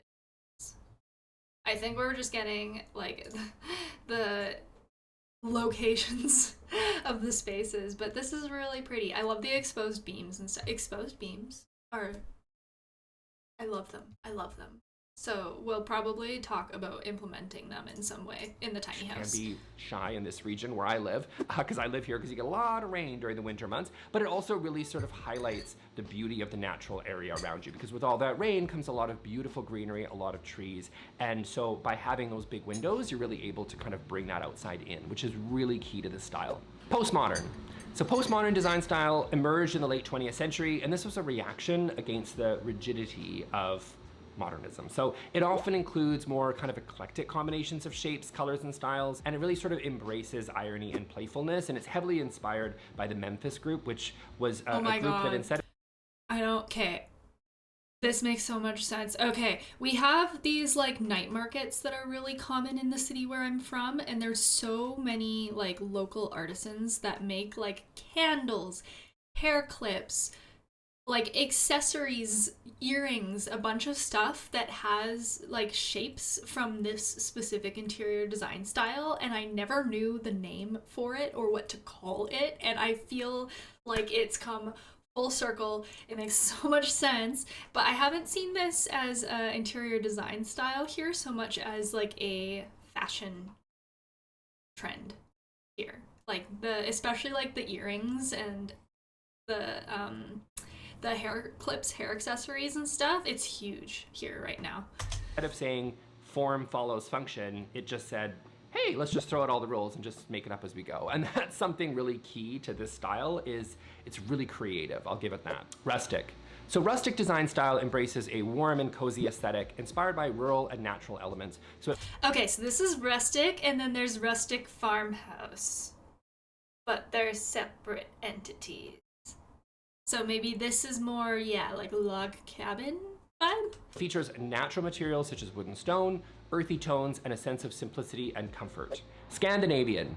Scandinavian design style really emphasizes simplicity, functionality, and minimalism. So it features clean lines, light colors, lots of natural materials, nothing super manufactured, and a focus on creating a cozy and inviting atmosphere. You'll see a lot of wool, jute, light blonde wood flooring, lots of open windows, minimal window treatments to really maximize the light and that you're gonna get in those kind of long Scandinavian winters, and sort of bounce a lot of that light through things like white and lighter colors to really create something that feels very light and airy and open pretty. and comfortable and warm during those winter months. Shabby chic. That's also why I'm a huge advocate for warm wood tones as well. I was really, really sad for a while when the grayish trend was so hot and every home designer ever was putting in gray hardwood because, again, being from Canada, we're not a Scandinavian country, but we are still subject to the same like kinds of winters, and I just feel like gray feels so cold for being in a place where it is winter for like 8 months of the year sometimes. So Scandinavian is one of my favorite styles as well. Just the combination of like the warm whites with the lighter wood tones. This is actually the same combination that we opted to do in our basement renovation when we did that last year. And it's funny because our contractor at the time was like, "Are you sure you don't want to do gray? Because I'm doing gray for everyone else." And I was like, no, I don't want any gray down there. I want it to feel, even though you're in a basement, I still want it to feel like you are in like a bright space." And so he did it kind of begrudgingly. He tried to convince me a couple times, but I'm so happy with the decision because you go down there and it's definitely cooler because it's a basement, but it doesn't feel like as dingy or dungeony as some other basements at other people's homes tend to feel. It feels a lot more functional. So, not functional, just like in like like comfortable. I don't know. I really like it a lot. I was happy with the choice. We also picked a really nice warm off-white that is not like a bright white, so that when it bounces off, like the light bounces off the walls in the basement, it feels again a lot warmer than just like a cool stark white, which can sometimes feel a little bit institutional. So, and also the light bulb colors that you pick for your space are very huge too. Please pick warm white for indoor residential, always. Sometimes we're walking our dog and I can see in other people's houses and they have like the bright white or like blue white light bulbs in their homes, and I'm like, I don't understand how you live that way. That would drive me freaking crazy. Free and open and comfortable and warm during those winter months. Shabby chic. Shabby chic design style embraces a vintage and really worn-in look. It features distressed furniture, soft pastels, floral patterns. How does this differ from rustic though? It's sort of a mix of sort of antique, but also some sort of repurposed pieces as well. It creates a sort of romantic and cozy atmosphere in that way. This style can feel comfortable and really worn in for people, and it's really sort of easy to put together for a lot of people. But it also, the chic part kind of makes it feel a little bit put together at the same time. So it's warm and comfortable, and also a little bit chic at the same time. Southwestern. Southwestern design style reflects the rustic and warm aesthetics of the American Southwest. It incorporates earthy tones, natural materials, a lot of Native American patterns, and sort of rustic furnishes, and really creates a cozy and inviting atmosphere. I feel like we could probably have a whole conversation about like the colonial influences on these interior design trends, right? But, okay, no, I don't even want to go there. Space age.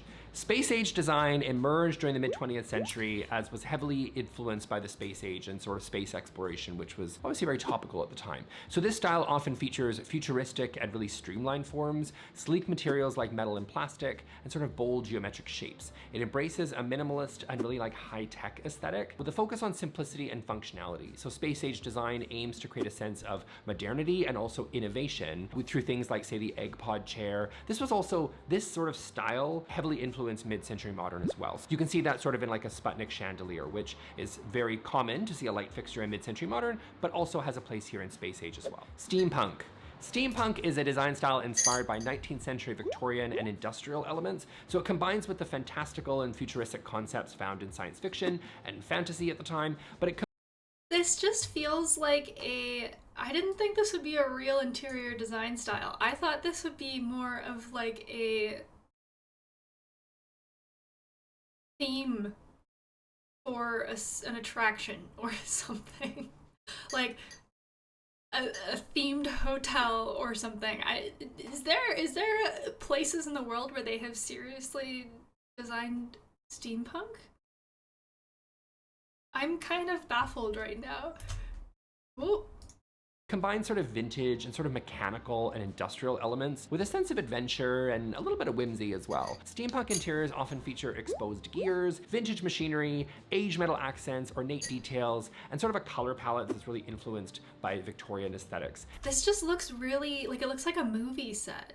It doesn't look like real life. It offers a unique blend of sort of historical and futuristic elements at the same time, while creates a visually striking and imaginative environment. I find this is a very particular look for a very particular person, but it also can be interestingly sort of mixed in with different pieces as well, different styles. Traditional. Traditional design style really embodies a classic and timeless look, and it's really kind of a super category that a lot of other sort of design styles sort of fit into. It features formal furniture, really symmetrical layouts, rich colors, ornate details, and sort of traditional patterns like damasks or floral prints. So it creates a refined and elegant atmosphere, but it also feels really comfortable and familiar to us at the same time. Traditional is a style that feels really broad and can feel different depending on where you live in the world, of course, obviously, because it's That's what I was just about to ask. Like, what style constitutes traditional?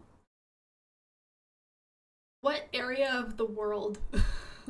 So I'm glad he rooted specified. in culture and history. So here in North America, where I live, the traditional design really borrows a lot of Western European styles from Britain and France specifically. So especially things from the Renaissance and the Victorian periods. It feels very formal with its furniture layouts, right? So lots of symmetry, two sofas facing each other, right? But it also feels really comfortable and familiar because we know it so well. It feels very like grandma chic, right? It feels very comfortable. So you can see traditional influences are seen today in contemporary design styles. We see a lot of moldings and vintage pieces used in contemporary, and those absolutely have a place here in traditional as well. So again, you're gonna see those crown moldings, wall moldings, chair rails, arches, which are super popular, and lots of interesting antiques.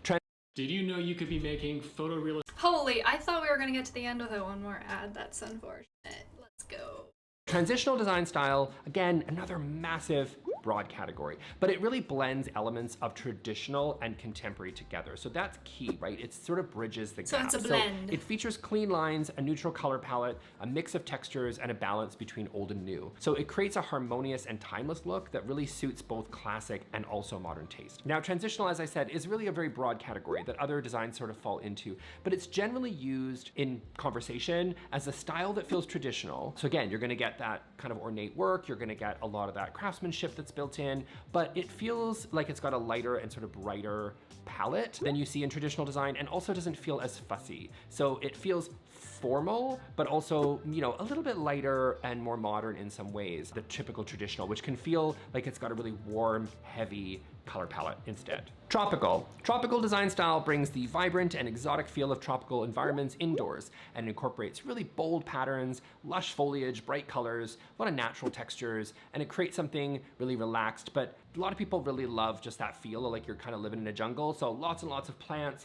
or plant motifs in things like wallpapers, art, but also like literally bringing in plants in the home is very obviously popular in tropical. And of course you would select tropical plants ideally for your space. And I find that tropical can feel a little bit overwhelming in the space, but it oftentimes gets combined with other styles like boho, for example, to create something really unique and interesting as well. Tuscan. So Tuscan design style takes inspiration from the Italian countryside. So it features warm colors, textured walls, rustic furnishings, and sort of Mediterranean influences, creating a welcome, sort of timeless atmosphere in a way. I like this kitchen.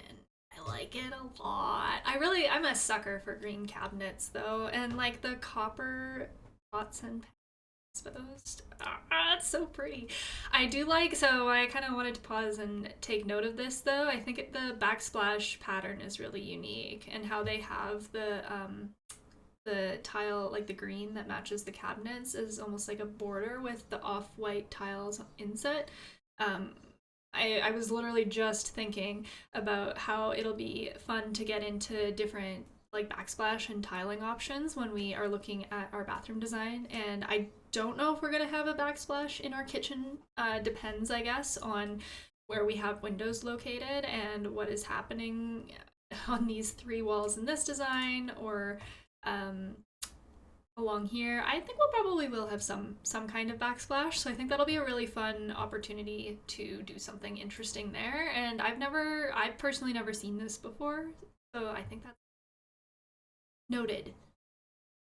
You see a lot of beige, a lot of rust, a lot of cherry red, very, very popular in Tuscany, but also you see that a lot in the Tuscan design style that is still quite popular in some ways. This style for me, here in North America at least, feels very locked into the early 2000s where this was really, really popular, but you still see influences of Tuscan design in designs even today that people still love. I feel like it was more popular in the American kind of southeast Texas-y kind of area, like where it's hot, or maybe even kind of getting into Arizona and some of those hotter places. I think it was bigger then. I think I've seen this via like House Hunters and some tour shows or like real estate shows and stuff. Some of more predominance of that in those places, especially because it's so hot there already. It kind of makes more sense. Tile in the living spaces is such a foreign thing to me. I find it so, like, every time we go on vacation somewhere and we stay anywhere with entirely tiled floors, I'm like, how do people do it? I really like hardwood. But again, because it gets so wintry and cold here, I think it makes a lot of sense for our climate, probably not so much there. But you still see influences of Tuscan design in designs even today that people still love it. So that is it for today's video. Okay. This was a deep dive, was it ever? Oh my god, there was so Different many. interior design styles. I've timestamped everything down below. He does So do a list. refer back Okay, to this holy video. You can shit. always come back. You can check out different We have the design longest styles, list. see what you like, and again, dive deep into these styles to really Oh my understand gosh. them. It's so long. I guess it was 50 design styles, so that's crazy. I feel pretty enlightened. I did not know. I mean, okay, I didn't realize that you could just like, I guess I didn't expect the regional design styles or like the country specific design styles to be added to this, so that makes a lot more sense, I guess, because I've always known in my head what like Moroccan or Indian interior design looks like. I just never really like thought of it as like its own like category of style in the way that it's laid out here, which is really cool. I'm gonna be right back and we'll talk about this a little bit. One sec.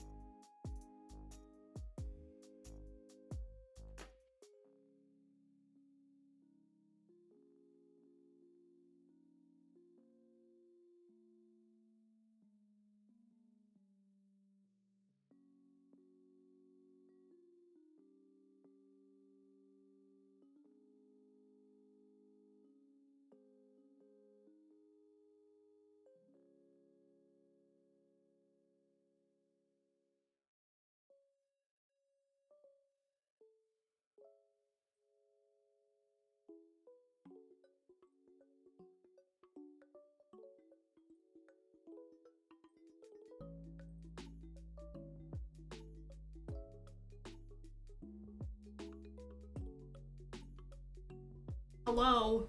Okay. Was this helpful? I would say yes. Okay, I'm thinking about this for design inspiration for the tiny house. Hold on, do I have a little sticky note that we can... I'll pull this over here.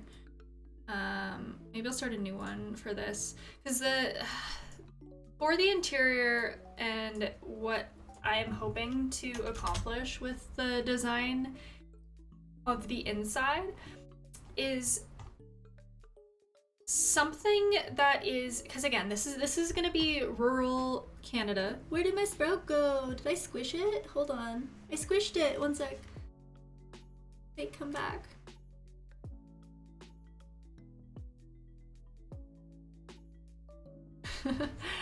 I got this from someone at the music festival. It was so cute, and she was just like, she had it like on her hat, and like we were having a conversation about like actually like starting music festivals, and she was a performer and stuff like that. And then I complimented her on her sprout, and she had 2 of them, and she was like, "Do you want one?" And I was like, "Yes." And now I have it. It's so freaking cute. It's like, it reminds me of Among Us or like Saikuno's like Among Us character.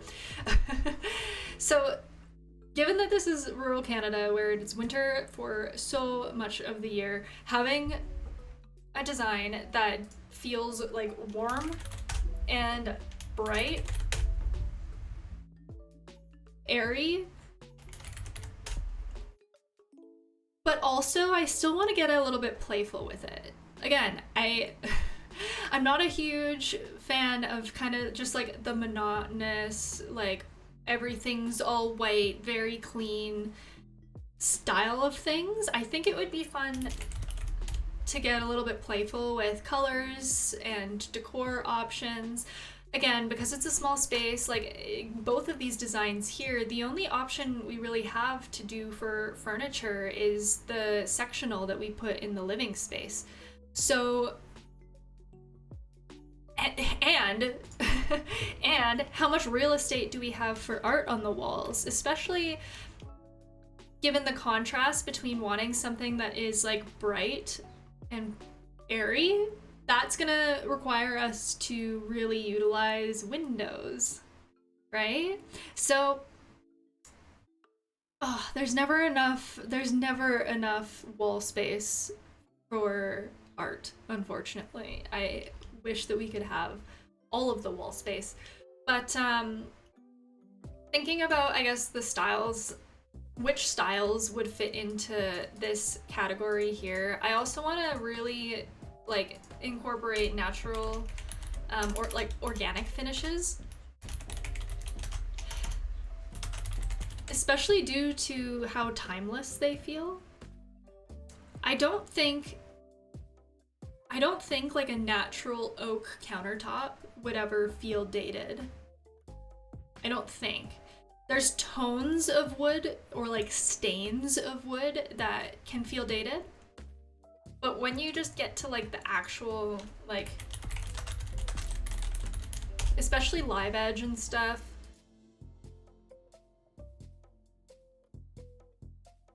and again, like, I guess if it did start feeling like a certain like tone of wood was feeling it, like it needed to be refreshed in some way, you could at least maybe stain it a different color. I think it'd be really unfortunate to make a design choice that is too trendy with a countertop. So probably something like wood or white, and probably more quartz. I think granite is even kind of on the out here. But yeah, anything with more of like a clear stain and just like the natural wood grain as it is, I think is pretty safe in the grand scheme of things. So what were the ones that we took note here? Okay, it was, I'm gonna just write it down here so we can close the tabs. Japandi, which I think is fun. Organic Modern. Pacific Northwest Interior Design. And let's do Scandinavian.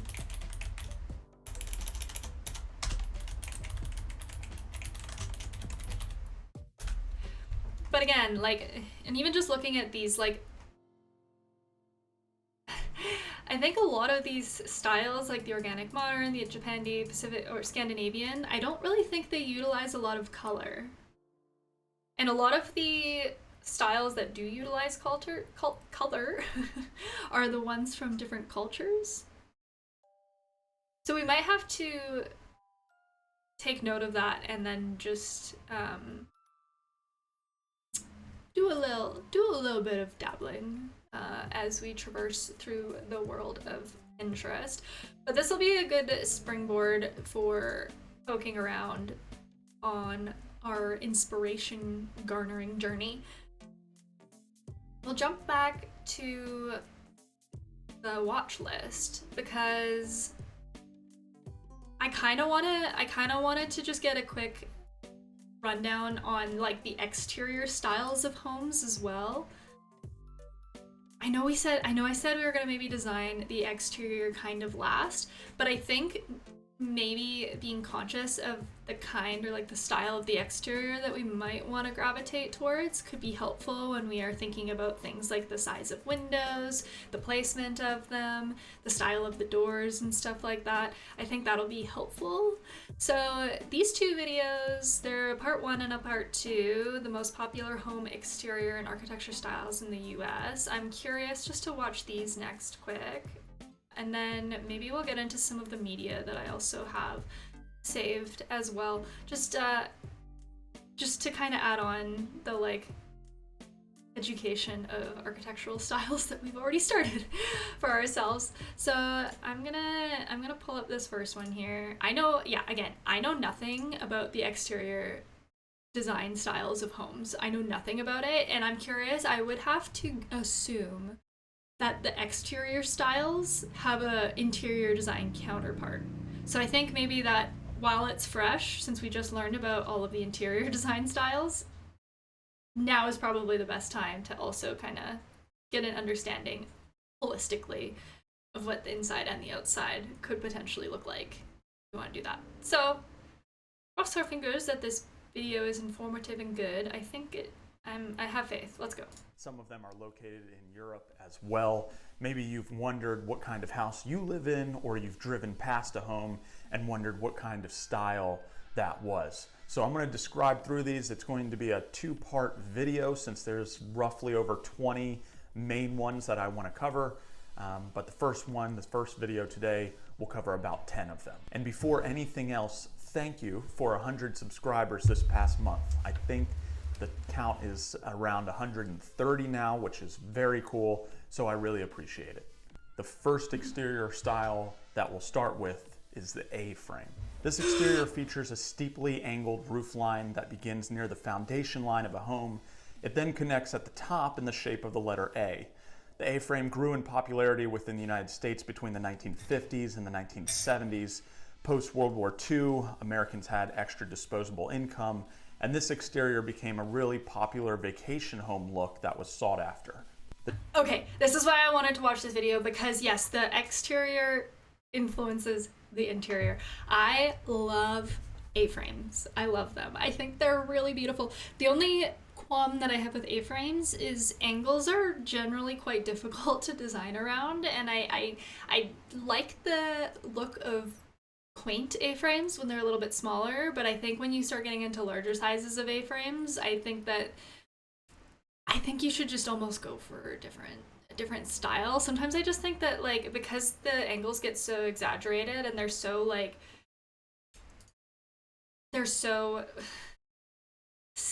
unique in their shape, it kind of can feel a little domineering when it gets too big, especially like when you're starting to look into like 2 or even 3 stories. Like this is just really extra. I like them when they feel a lot more like a small forest getaway. Like this is kind of the vibe that I really, really like. And I don't necessarily know if it's something that I would want to live in full time. My uncle and aunt actually used to live in northern Alberta in an A-frame, and it was really cozy and really nice. The application for them that I have been thinking about though is Krish and I, when we go rural, would like to look into starting like an eco resort or like some kind of Airbnb style getaway to garner some passive income so that we hopefully don't have to work regular 9-to-5 jobs full time. And I think especially if we are located in the mountains, I think the A-frame is a really nice classic example of more like mountainy architecture. And they're so beautiful. They're so beautiful. From my understanding, the A-frame largely became a thing given like for the exaggerated slope of the roof to kind of deter snowfall from building up on structures. Because in places where it snows a whole ton, snow gets really heavy. So because A-frames have such exaggerated slopes on the sides, the snow does not pile up. It just basically falls straight off, and that's my understanding of where it originated from as a structure. So The next it's cool. style is Art Deco. Art Deco was first introduced around 1925 at the Paris exhibition. It then became really popular in Western Europe and Show the us. US in the 1930s. The idea behind it was to create a sleek elegance that symbolized wealth and sophistication. These homes can be characterized by their flat roofs, metal window casements, smooth stucco walls, and rounded corners. Third up is the bungalow style. One of the main identifiers of this style Wait, what? is how many levels the house has. The bungalow style house usually has one full-sized finished main level and will also I didn't think that the bungalow was like a design style, like in terms of aesthetics. I thought it was more just like a house shape. And then you could have like a bungalow with a certain, like a specific type of exterior style, like a bungalow with like a modern exterior or a bungalow with a contemporary exterior. I didn't realize that it was specific to a style. Like, we have a bungalow and it don't look like that. I wish it looked like that. That's stunning. also have a partial second level built into a sloped roof. The second level will often be smaller in size and height. It's likely That's not a bungalow. Okay, I'm confused. that you'll find a wide front porch on these homes as well. Next up is the cabin style. The cabin style, most people are familiar with. A lot of people use these for getaways and retreats. I'm gonna There look are up- two main I'm gonna look up the bungalow style after this because I need elaboration. traits which people will normally recognize in this style. One is that the home is built of natural materials, typically wood logs, and the second is that these houses are located in remote areas. Cabins are considered more as a temporary shelter in the wild than they are for permanent habitation. Carriage houses. The original intention of carriage houses was to house horse carriages as well as the horses when that type of transportation was popular in the United States. These facilities were more like barns and they were separate from a family's main house. As time went on and people began driving cars, these dwellings were converted into living spaces. Though original conversions still exist, many modern carriage homes just use the architectural style of their predecessors and obviously never stored horse carriages. I've never seen that here in Western Canada. Is this more of an East Coast style? I think like that would make sense because, again, as I mentioned, we don't have very old architecture here. I think like only like a century to 2 centuries is kind of as old as it gets for us, just because we were colonized so much later than the East Coast. And so is that it? Interesting. This is new to me. The next style is the coastal exterior style. These houses are beachy in nature. It feels like summer all year round inside the home and outside the home. They have open floor plans, lots of natural light, and are accented with soft tones and clean aesthetics. It's often that you'll find these houses raised slightly above ground level to prevent flooding. The colonial style. This is one of the most popular styles in the United States. When people do not know what type of home they live in, they usually say colonial, and 70% of the time, they're right. Originating in Europe, colonists of the 1700s began building what they knew in America. The homes are characterized by being rectangular and symmetrical, an entry door in the front middle of the home, medium-pitched roofs, and an even number of windows on each side of the front door. Number 8 is the contemporary style. A lot of people get this style mixed up with modern architecture, and they're not completely the same. Oh, we're learning about it again. Modern homes popularized from the 1920s to the 1950s. This is like all of the large scale homes that are constructed in our area look like this one. And I am so done with this style. It's way too prominent. But contemporary refers to the homes we see being built today that push the envelope of evolution. Contemporary takes cues from the modern era, like simple lines and minimalism, but it also heavily incorporates traits from our present time, often mixing and matching current styles and sometimes being referred to as ultra-modern. Sometimes when you get to exteriors like this, this just kind of feels excessive. Like, it feels like they were like, oh, we really need to lean into the trendy aspect of things. Let's throw up a sunshade. I hope this is functional, because this is actually could be a passive design strategy where it blocks the sun from getting in these windows in the summer when the sun is higher in the sky. But just like the random pops of finish changes, there's a lot happening on this exterior. I find this too busy. I'm not a big fan of this one. Seen and matching current styles, and sometimes being referred to as ultra modern. Next up, cottages. Cottages were originally named after those who built and lived in these houses. Peasant farmers during the Middle Ages in England were known as cotters, and their rural, modest homes became known as cottages. How we use the term now is more to describe a category of house rather than one specific architectural style. These homes are often quaint and charming. That's not quaint. That's like a $2 million house where I live. That's not. They're smaller, but they have a lot of character. You may find bungalows. It's you can't say a house is small when it has double doors to enter. You can't say that. Cape Cods or smaller beach homes and country homes which fit the cottage category. The last style for the part 1 of this video is the craftsman style. The craftsman style emerged in the late 1800s and early 1900s. This is where people began to lose interest in the eclectic style of Victorian homes and wanted to move towards something more simple. The exteriors of these homes have low-pitched roofs, overhanging eaves, columns, patterned window panes, and covered front porches. You typically find these homes in colors which complement nature: greens, browns, beiges, taupes. Materials range from brick and stone to stucco and wood siding. Hopefully, I actually do like this style of exterior house, but I feel like I need craftsman style. I feel like we need a few more photos for reference, because a lot of those were very, very different. But like, we have some of these like older style of craftsman homes like this that I think were the early 1900s, and I love them. They're so beautiful. I love the pillars and like there's something so romantic to me about a covered front porch. I wish we still designed homes with them, because I think that they are like they're just such a nice vibe.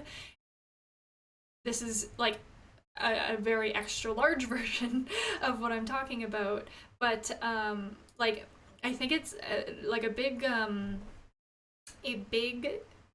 aspect that I've noticed of this like craftsman style home is the shape of these pillars and how they're often kind of like tapered at the top, but then there's a natural kind of stone or brick base below them at the front doors specifically. I am obsessed, but I just don't know if you do a craftsman style tiny house.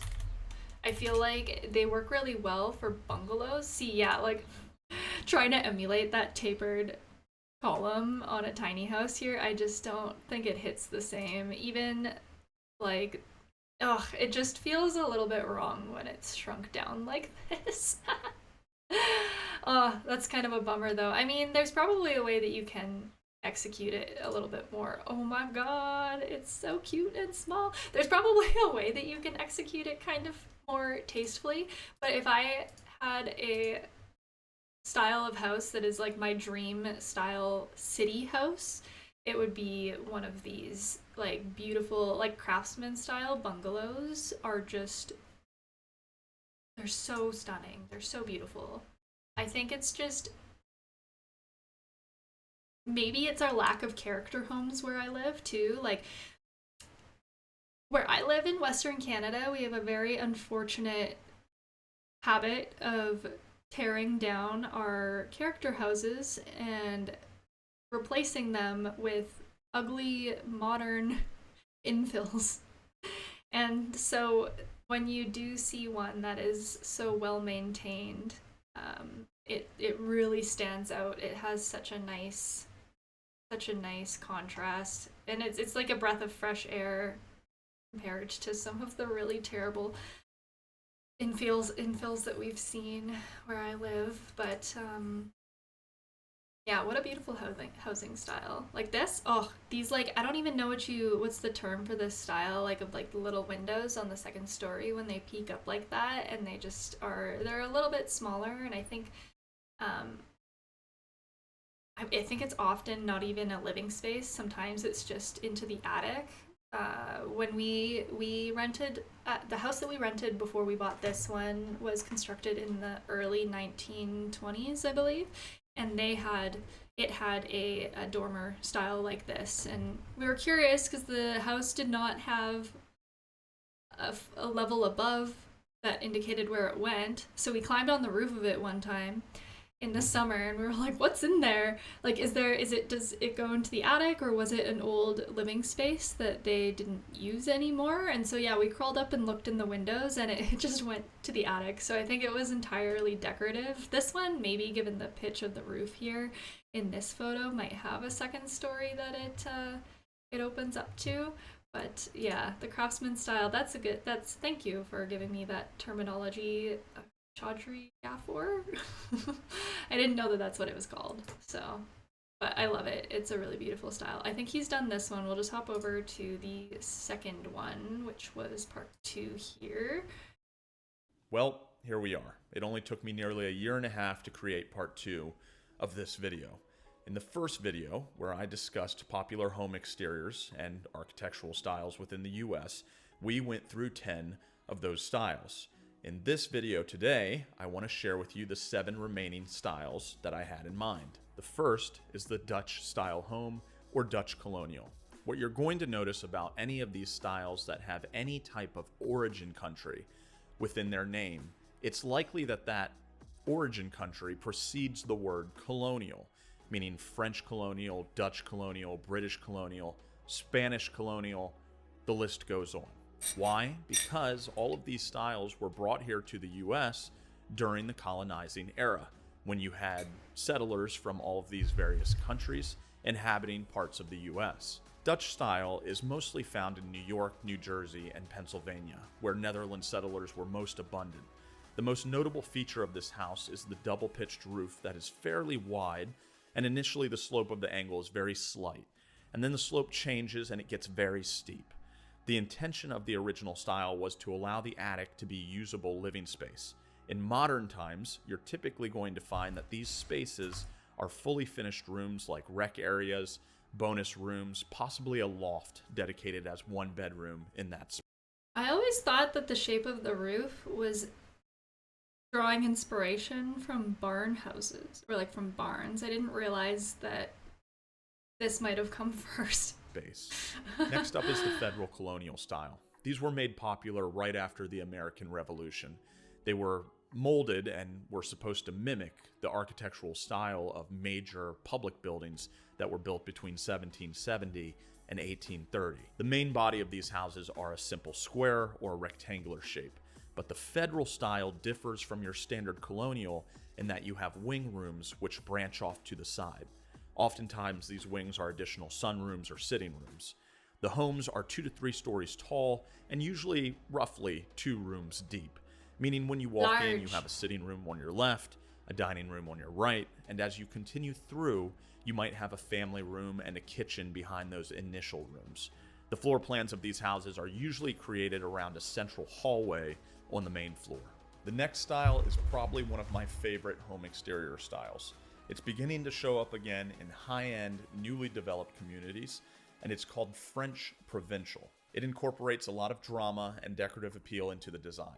The presentation of the home gives off feelings of a historic estate, a countryside mansion, and romanticism all at the same time.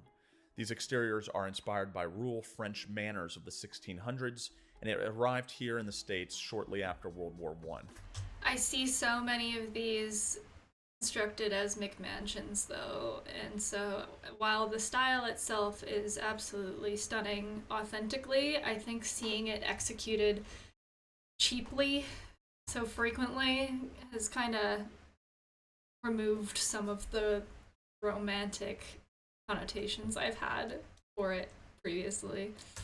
It's known for steep roofs, tall windows with arched tops, and symmetrical proportions. The fourth style is the Georgian colonial style. This is likely the most popular colonial style that we have in all of the US. It is essentially the federal colonial in a more simple fashion, without the wings and some of the decorative items. It is completely symmetry based with a purely box shape. Some of the smaller identifying attributes would be 5 windows with shutters that stretch across the top floor. You'll usually find a paneled front door, which is normally accompanied by simple decorative columns in the front entryway. Number 5, Mediterranean. Mediterranean style homes started popping up in the US right around 1918. As we were heading into the roaring 20s, the economy was booming. People were obsessed with wealth and leisure. These homes were modeled after seaside resorts, infusing Spanish and Italian architecture both at the same time. I love this Movies style. on the silver screen, meaning black and white movies, started featuring these properties as homes of the rich and the famous. Their key features are stucco walls, red tile roofs, arched doorways and windows, complemented by wrought iron heavy doors and decorative tiles. You're going to see this type of architecture. This is another one that you'll see in McMansions very frequently, but when it's done authentically, or at least like a little bit more intentionally, rather than just as large as possible, it's so beautiful. Architecture way more in warmer climates like Arizona and California. The next style are ranches. The ranch style is built completely around practicality. Just like its name, they did originate on Western ranches. There are some sub-styles within this genre, but they share a lot of commonalities. They're designed to have easy connection to the outdoors. Typically, you're finding these as single-level structures above ground, most having basements as well. The floor plans are often designed in an L or a U shape. It's also not uncommon to have decks, patios, or garages connected to these homes. On the exterior, you'll find a low-pitched roofline, large windows, and sliding glass doors off the back end. The seventh and final style that I have for you today is the Victorian style. The Victorian style stems from the period of which Queen Victoria lived and had her reign over Britain. We began to see this style emerge between 1837 and 1901. Victorians were very into high fashion at the time, and they wanted their homes to mimic castles. In reality, this type of architecture is a bunch of sub-styles all mixed together. It's a real-life dollhouse. It's so cute. It's so cute. We only have a couple of them where I live, I think, that are probably custom homes that were built after, after the typical range of when these homes were constructed, and it was very intentional in their vibe. But for the longest time, my dream house was a Victorian style. I just think that something about the circular tower shape that is usually on the front and the big wrapping front porch, this is so beautiful. The construction is more directed towards the creation. They're often very colorful too, rather than functionality. They're more complex in design with elaborate trim and woodwork, bright colors, high-pitched roofs, cylindrical turrets, and large wraparound porches. Now, let me say this. There are additional architectural styles within the US. The only reason I mentioned these 17 is because they are the ones that I come across the most often. You might have also noticed that I didn't mention terms like traditional, or villa, or manor, or townhouse. And the reason why is because I consider these terms to be more of blanket terms rather than specific architectural design styles. For example, a townhouse could be contemporary, it could be Victorian, but he did this with bungalow. It could be many things.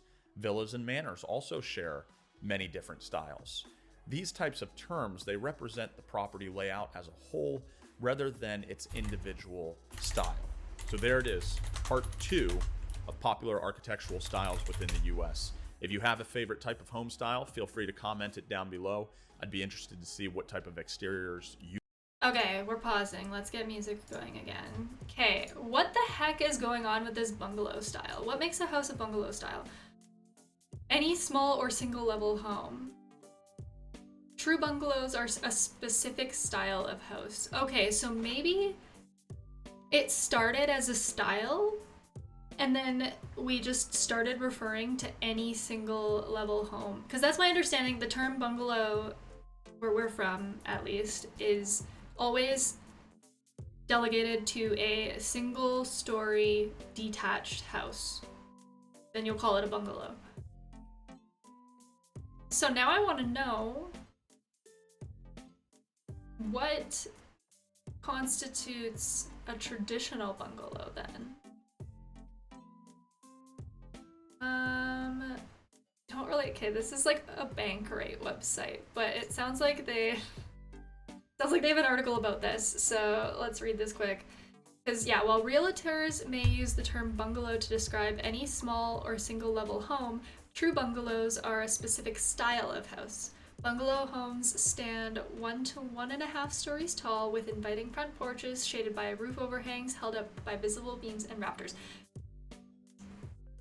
I freaking wish we had a traditional bungalow. I wish. Hold on.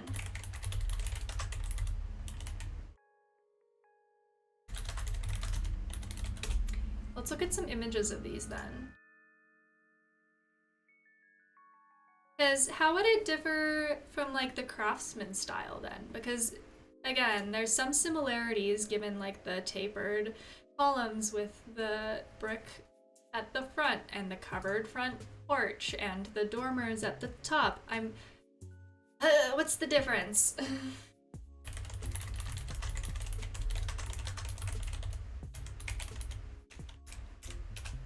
What's the difference? Okay.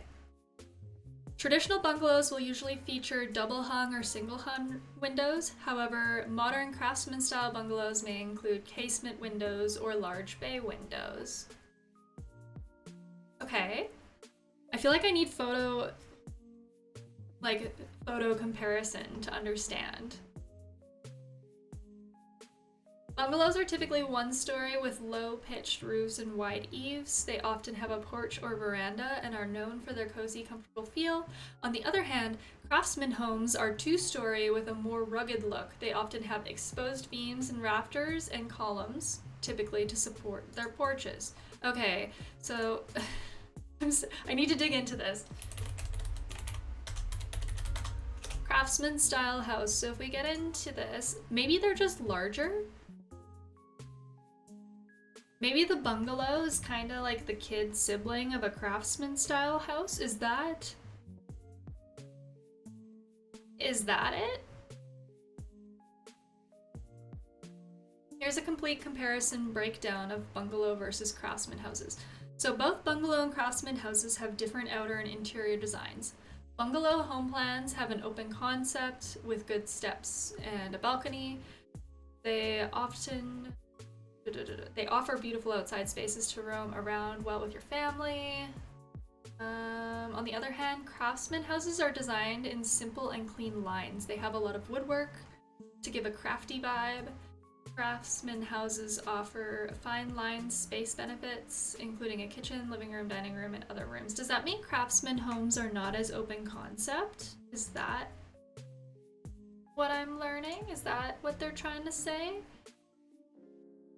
Craftsman houses have good planting, but also come with better driveway to walk around.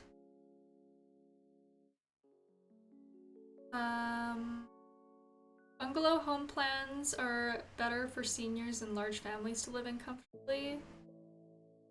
However, they are not safe for younger children as kids can fall downstairs. I thought bungalows didn't have stairs. I don't know if this architecture is any good. Or sorry, this Arc Simple website. I want a image.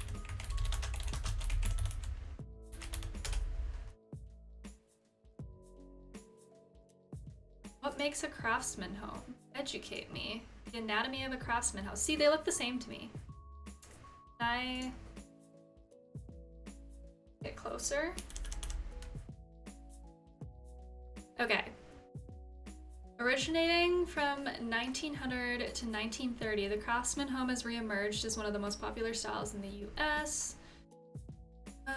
Craftsman is more of a philosophy than a style, its core values being simplicity, local natural materials, sturdy workmanship, and handcrafted touches.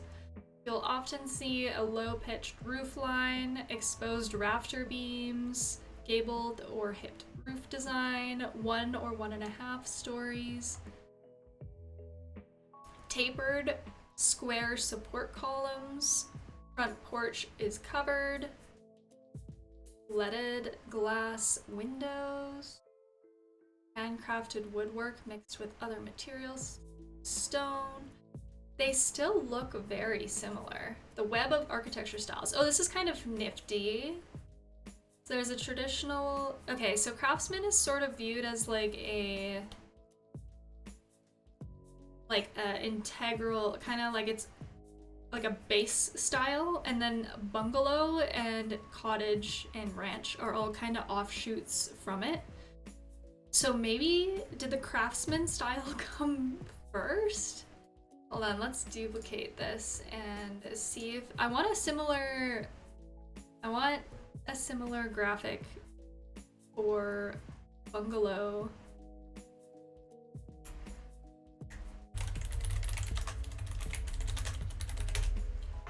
For the traditional bungalow style. Bruh. I'm confused.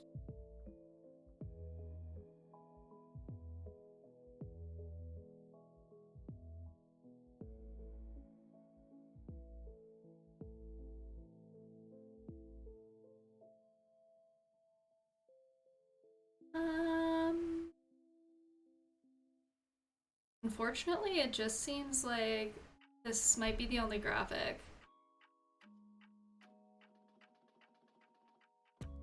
Man, oftentimes I'll have designers in chat hanging out with me, and I like it when I can get help on things like this. I feel a little bit stuck trying to understand the difference between these two styles. Maybe I'll ask someone at work next week.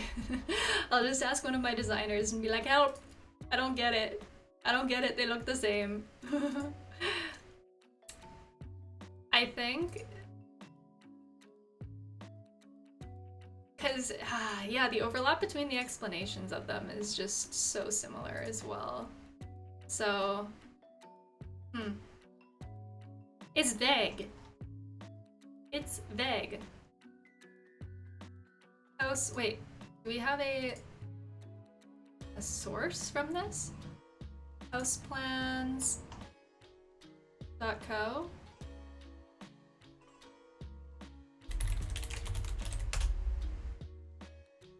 I'm checking. Styles.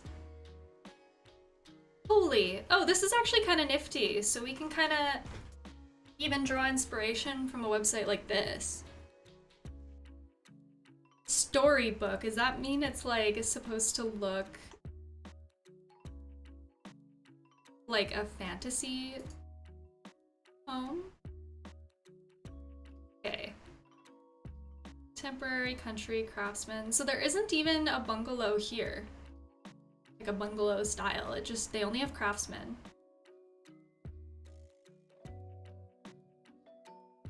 But they have a lot of huge variations of it. And I feel like the bungalow is still probably only a single story. Very weird.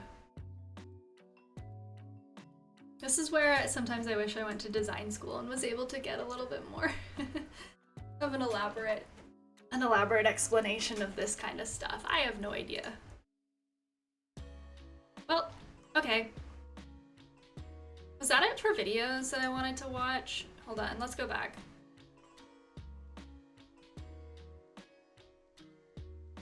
Okay, actually, I wanted to watch this one on wood frame construction. This is 12 minutes. Okay, so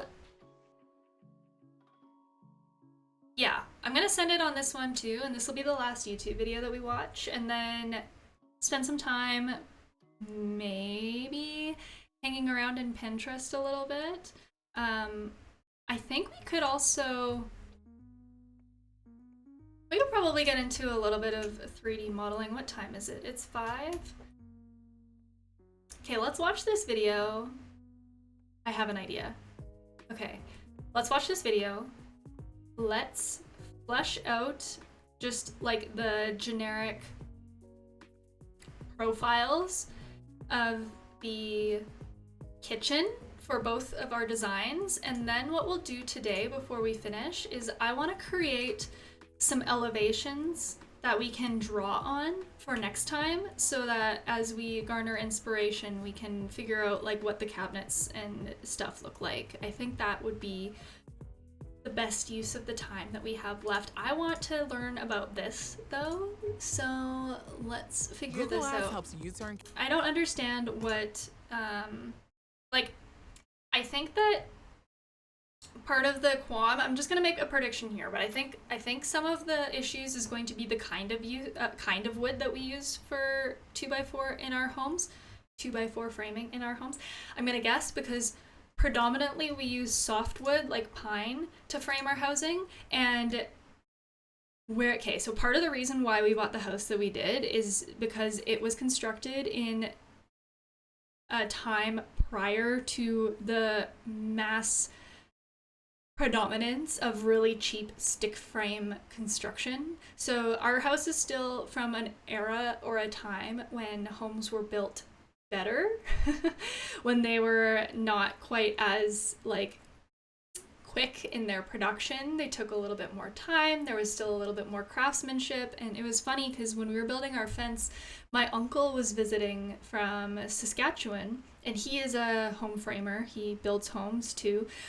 Construction runs in my family, and he was in our basement with us, just looking at the basement run of work. And when we got into the laundry room, which still has the exposed beam, like the joists and stuff from upstairs to downstairs, he mentioned, he was like, "Oh, your house is framed with fir," I think is what he said, with its fir construction instead of pine, and that is a hardwood.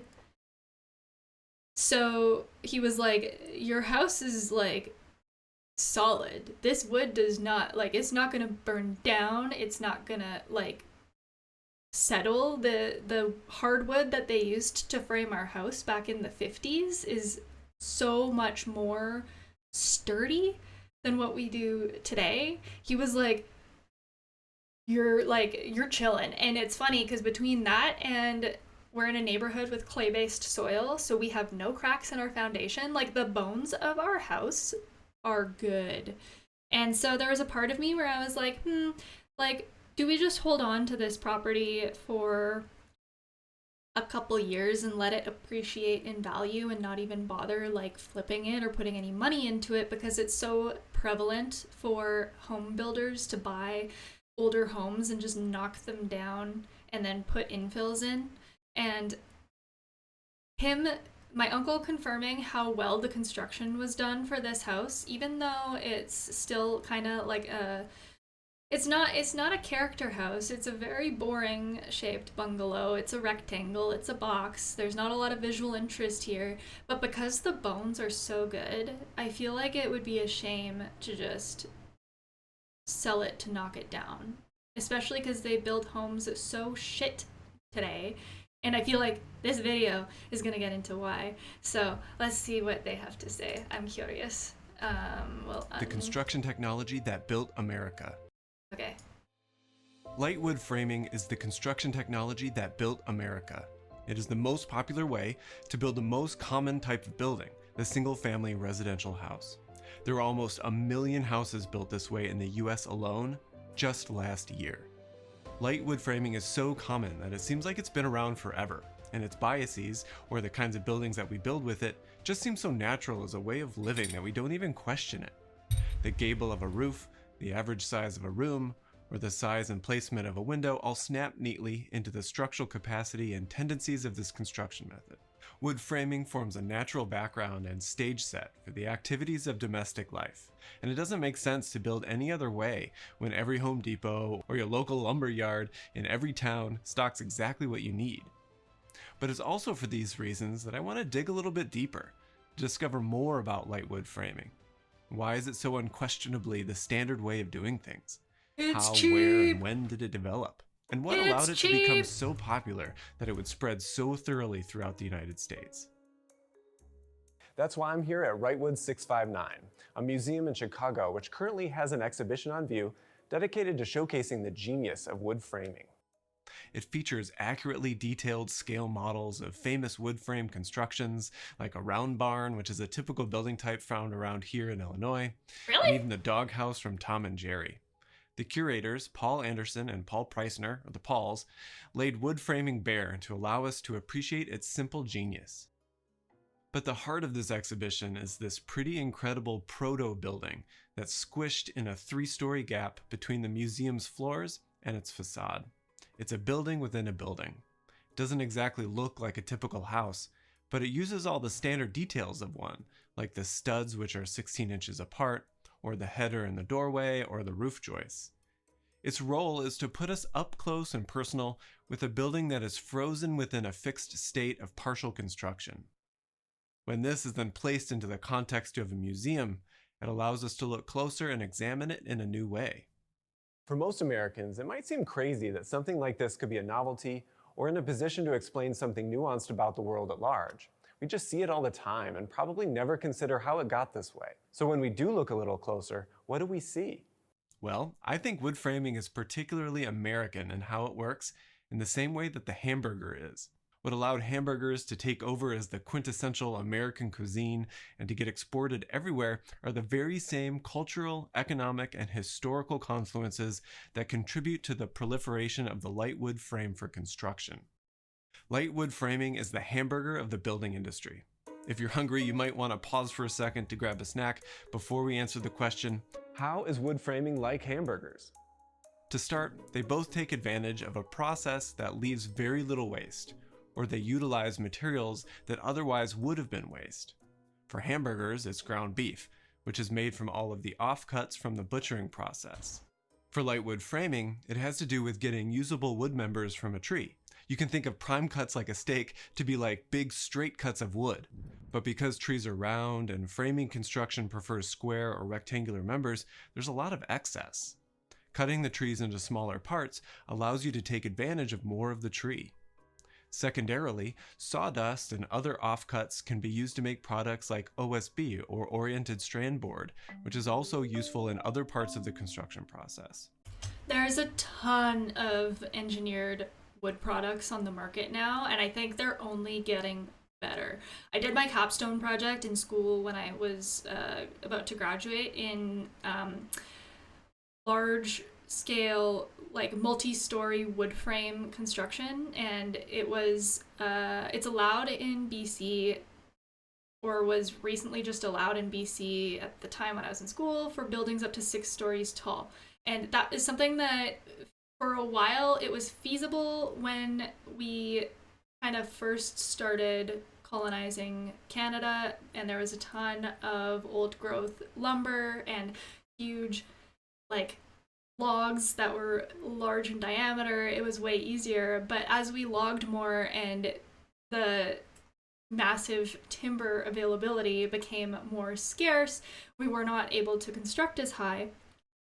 Now we're coming back full circle again because we have gotten much better at engineering wood products with the waste of the lumber or smaller amounts of lumber in order to create like huge beams and columns that are much stronger than even just conventional wood on its own, even if it were a solid tree, which is actually really crazy because you can get similar like fire resistance ratings and like flame what's the word I'm looking for? Fire resistance rating is like how flammable something is or how quickly fire would spread in the building. And the building code has a certain rating of fire resistance that products must have in order to achieve certain building standards, and it's different for residential and versus construction. But a lot of the new engineered lumber products have a really good fire resistance rating as well. So we are kind of reaching this like cool new resurgence of wood. And while the lumber industry has it's terrible, there's a lot of qualms that I have with it. It still, from an environmental perspective, is better for the environment and more sustainable than the concrete and steel industry. So the fact if we can move in the direction of utilizing more wood frame construction, It's better. It's better. It's not great, but it's better. So baked into both hamburgers and wood framing is an attitude about making something useful and delicious without relying on the best and most coveted ingredients. But before we continue with that hamburger breakdown, I think it might be useful to talk a little bit more about how light wood framing works, in case you're not fully familiar. We already made the distinction between large pieces of wood versus smaller ones, and light wood framing, as a type of structural framing in buildings, is distinct from the kind that always uses those larger pieces of wood, which typically go into what's called timber framing. Timber framing, also known as post and beam construction, uses large, rough-hewn, usually squarish members that are larger than 4 inches on each side. These pieces are cut to size and otherwise worked in a sawmill away from the construction site. The refined components are then brought to the site and fitted together into the final building. oh my god, have you ever seen Japanese like wood joint construction? Oh my god, it's the coolest thing. We should watch a video on it, actually. Not today, but Japanese wood joinery is freaking genius. It's so smart. They cut the wood in such a way because they knew that, I don't know if they necessarily knew that wood expands and contracts, but it worked in such a way when you fastened the pieces of wood together and then the wood expanded and contracted, instead of creating like a failure point or a weak point in their construction, it actually made it stronger. And it's really cool because you don't really, to my understanding, you don't need any fasteners like nails or screws or even adhesive. It literally just like clicks together and like through gravity, and the natural like expansion and contraction of wood just creates a really solid joint. It's really cool. I'm a nerd about it. Timber framing was the most popular form of construction for all frame houses in the 17th and 18th century America, but it required that buildings be built more like a piece of fine furniture than like a mass-produced product. Light wood framing, on the other hand, uses much smaller pieces of wood, usually in a module of 2 inches, and these are bunched together in a much closer interval to achieve the necessary structural rigidity. Rather than building buildings like pieces of furniture, they can be constructed more like products on an assembly line, which really underpins how light wood framing was able to claim such a large percentage of the market. So light wood framing is economical and efficient in the same way that hamburgers are, but that's not where the similarities end. My brother and Oh my I, God, we stop. work hard. I'm curious about where this is gonna go. I'd like to see, is there criticism of it, or are we just learning about it? We don't know for sure exactly when and where hamburgers were invented, with claims made for locations such as Hamburg, Germany, all the way to Texas, and even up into Ohio. It's likely that hamburgers sprang up in various places during the late 1800s based on a confluence of different factors. Light wood framing is like this too, just a little bit earlier. And Chicago has a pretty strong claim to make as the place of origin, starting right around 1830. For a time, it was even called Chicago framing, and then American framing for how quickly it was embraced and spread throughout the United States at a time where people were looking to colonize a giant territory. A candidate for the first light wood framing building is this one that's modeled right here. It's the St. Mary's Church, built in 1833. This is a model of a round barn, which is found all over Illinois. It deploys a technique of framing called balloon framing. This term was originally meant as a derogatory term, meaning that it appeared so light that it could float away like a balloon. But this lightness actually became its asset. Anyway, balloon framing is defined by the relationship between the outer walls and the floors in between. The studs of the outer walls go all the way up from the foundation to the roof, and then the floors sort of notch into it. But balloon framing isn't the kind of framing that we use today for a few different reasons. First is that the cavities, which go all the way up, become great places for fire to travel up from floor to floor. And secondly, the outer studs have to be really, really long. You're already at 22 feet for a 2-story structure. This means you'll need particularly tall trees just to be able to build a typical house. Over time, and further west in the United States, another more refined method of framing developed called platform framing. In this method, all the walls stop at every floor, and then the floor rests on all the walls, even the outer ones. This creates a fire break, and it limits the length of studs needed to just the height of the single floor. This model is an example of a house from Levittown, Pennsylvania, and it exemplifies platform framing, which is built more like layers that set up on top of each other, like a burger. The form factor of a burger also allows for mobility and easy consumption that can happen standing up, with or without plates. I can't get over this metaphor. And the limited size of lightwood framing also means that it's easy to transport. One person can easily handle moving a few 2x4s around, and a truck or a train cars can efficiently pack everything into cubic masses. Okay, I need to also mention, like going off of the hardwood framing that our house is, one of the 2x4s from our basement, like that was from like the fir construction, literally was as heavy as, I'd say, maybe 3 2x4s made out of pine today. Like, they were so dense, it was insane. So I wonder if he'll talk about hardwood versus softwood framing, because I didn't even, like, to be honest, I don't really even know about its history very much, or know like its prevalency and predominancy in North America, because all of these reference images seem to be pine, and all of the reference videos so far seem to be pine. The fir wood that our home is constructed with is a much darker wood color. It's a lot more like a dark brown, so you can kind of tell there's a very large contrast even visually. So I wonder if it'll come up. These kinds of logistical efficiencies allowed wood framing and burgers to become industrialized at a scale never seen prior.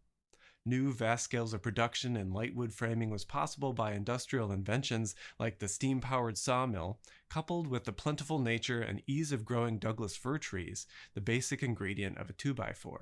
These kinds of efficiencies all add up until you arrive at the end game of mass-produced stick. Is it fir or, okay, hold on. Is it a hardwood? I'm pretty sure Douglas fir has it takes 6 to... Is Douglas fir a soft or a hardwood?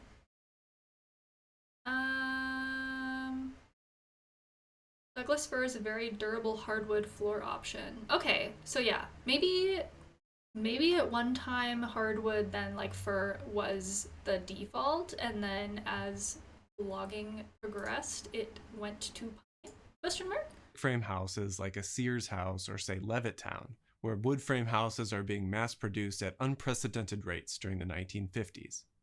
And if you think about it, this also coincides with the rise of McDonald's, which I don't think is a fluke. Americans seem to prefer standardization over variety. Think of the ethos that drives McDonald's hamburger. No matter... Actually, this is an interesting parallel between when kind of we transitioned more into car culture, fast food, garages on the front of a home. All of this was around the same time that the American suburb gained predominance, and we started seeing stick frame construction done at a very quick pace. The quality of homes also deteriorated. Funny how there was a bunch of that all happening within the same decade window. Where you are, you know that if you get a McDonald's hamburger, you'll know what it will taste like. Standardization is seen as a positive step to simplify a process, a pathway to saving time and money. A more standardized system that shot was way uses too the long fewest for that number girl of eating that special burger. parts takes absolute advantage of economies of scale. Wood framing is like that too. Almost any 2x4 is about as good as any other 2x4. You know what you're going to get, and almost anyone will do.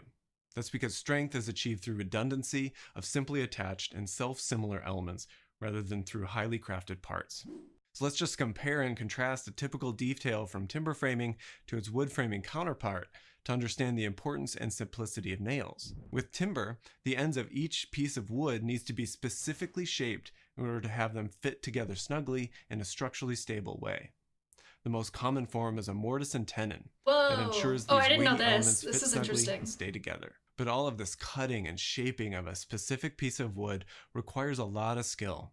And even the moving the wood around requires multiple people and equipment all working in unison. Oh my god. Interesting. I'm gonna look up after this video the difference between like the different types of wood used in 2x4 construction then, because how far are we? We're like 9 minutes in and it's not brought up yet. They're off. Oh, look at Kilikoski go! But 2x4s are easily moved, and with a few common shapes, you can combine them with simple tools and a handful of simple fasteners into a vast array of constructions that we see today. This means you don't need skilled labor to produce wood framing. It so happens that almost anyone can also build a burger, but some are better than others. And the amount of training and expertise to put up wood framing means that so many more people can build a house than would be possible otherwise. Despite having a limited set of main ingredients, wood framing can support all sorts of recombinations. From absolute standardization comes infinite variety. All this leads to a remarkably democratic product. Hamburgers feed the poor and the wealthy equally, and you can get them almost anywhere, from the greasiest diners all the way to the fanciest restaurants. In the same way that a modest home or a mansion can be made out of the same exact 2x4 pieces. You can dress it up differently or serve it in more generous or more restrictive amounts, but there's no pretension that its perfect adequacy should never be looked down upon. This video was made possible by the generous support of Brilliant.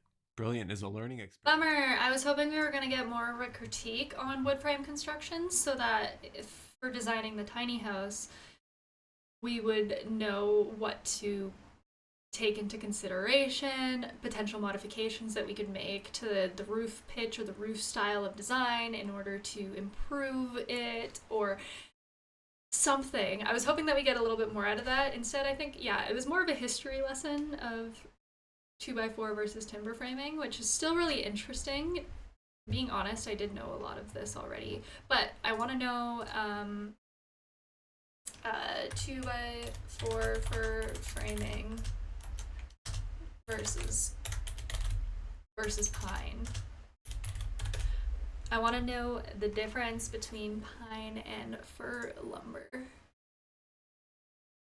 Oh, it says fir is a softwood species. Is it fir then that he said was our? I know he told me that our framing is a hardwood. But for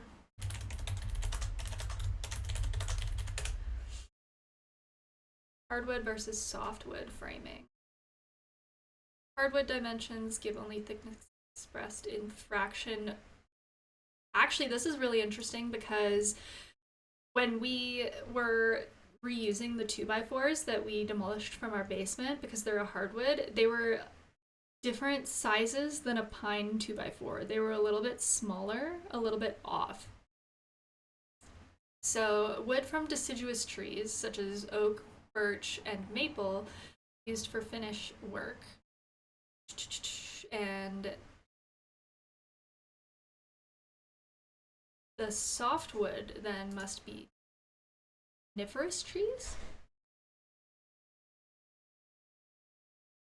Curious. Hardwoods are more likely to be found in high quality furniture, decks, flooring, and construction. Softwoods are usually... Okay, can we find like a hardness? I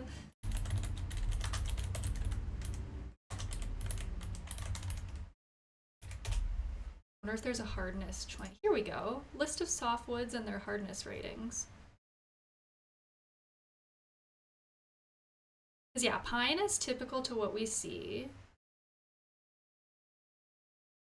which is yellow pine. Sugar, white, and red cedar. Honestly, man, I don't know. With a decent hardness rating and impressive bending strength, Douglas fir is often found in structural framing. It's more immune to abrasive wear and tear than other softwoods, and it offers some resistance to decay. He did tell me that it was, yeah, like not likely to rot. Like it doesn't rot either. So he was like, you're never gonna have to like repair your house framing, which is sick. So it must be this Douglas fir, but that's interesting that yellow pine has such a difference between white and sugar pine. Okay. I don't get it. What's the difference? Why is it like that though? Interesting. Okay, well that tells me all I want to know.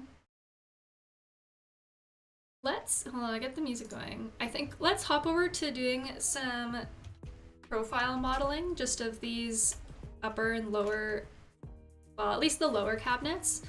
We'll create the elevations and set them up, and then I'll get those like PDF'd and ready to cast on the iPad for Tuesday. I'll be live on Tuesday again. So let's create a new family really quick. Hold on, I'm gonna jump over to, we're gonna do some 3D modeling. So let's hop over to art.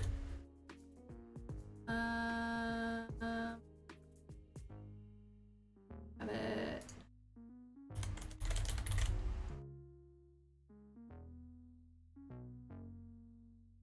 Does 3D modeling have one L or two L's?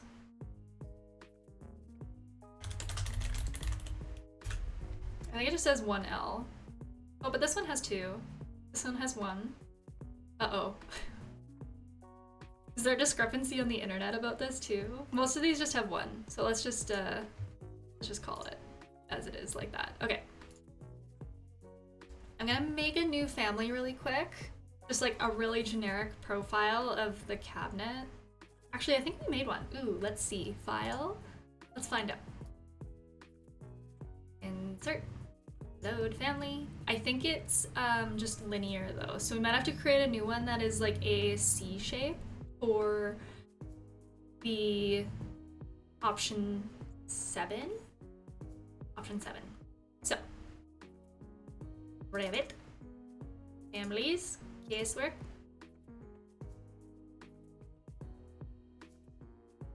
I think it's just this one.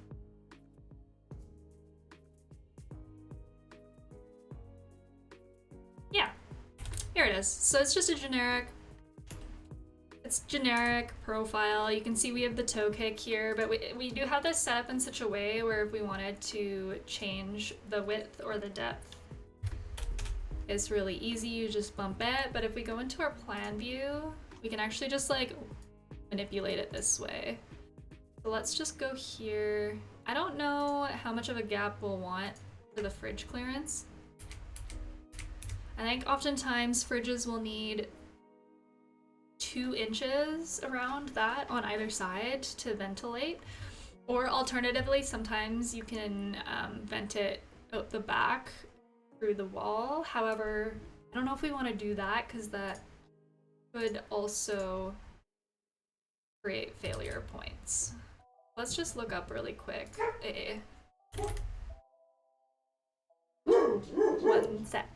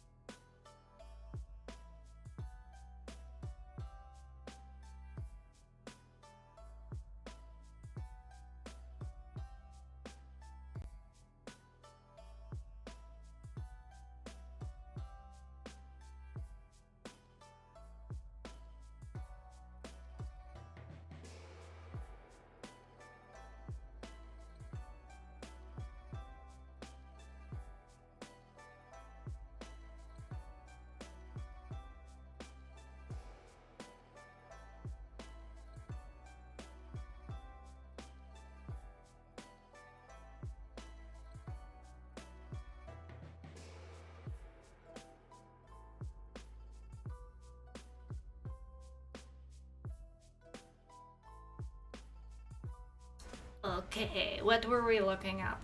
Oh yeah, fridge clearance.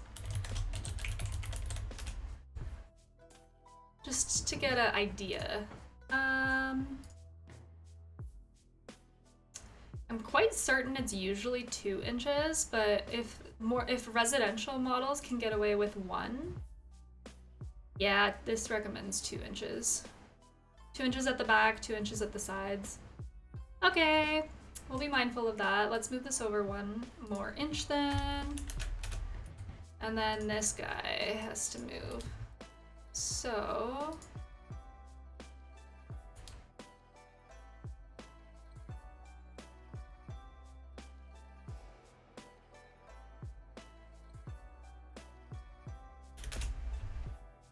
okay. Let's see. Where are you?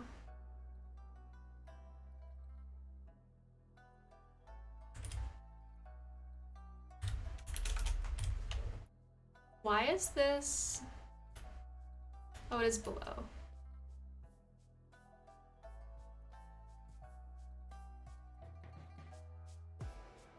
Oh, the depth is off. That's why. Hold on. How deep do we want this? That maybe? Because we want there to be a bit of an overhang between the countertop and the cabinets below.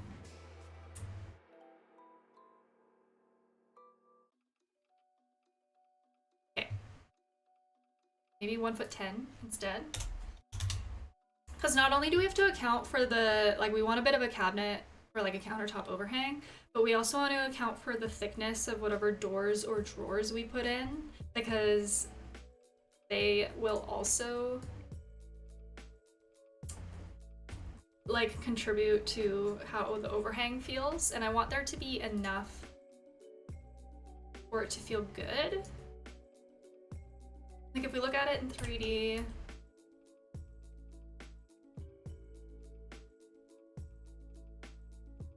I think this feels good for now. And then we'll have a conversation when we actually get to the designing of the cabinets. Like, do we want to put a gable beside the fridge to really block it off from all of this stuff? Well, maybe when we look at some reference photos, we'll see what some other kitchen designs, holy words. We'll look at what some other kitchen designs have done. 'Cause honestly, I'm not quite sure. I don't know. I'm a little indifferent, I will say.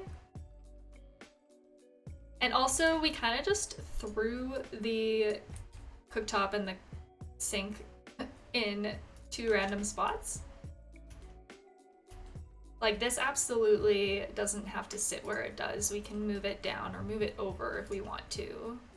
Go like, I don't know, we can give it a nice round offset. Here, make it like 3 feet or something. And then we get like a little bit more of this triangle between them. The one thing I wanted to be mindful of too is because my partner and I really like to cook together, ensuring that there's enough space for 2 people to do any kind of prep work. And I think 2 feet is probably good, but maybe what I'll do is let's center this stove on this millwork piece as well. There we go. We go back into 3D.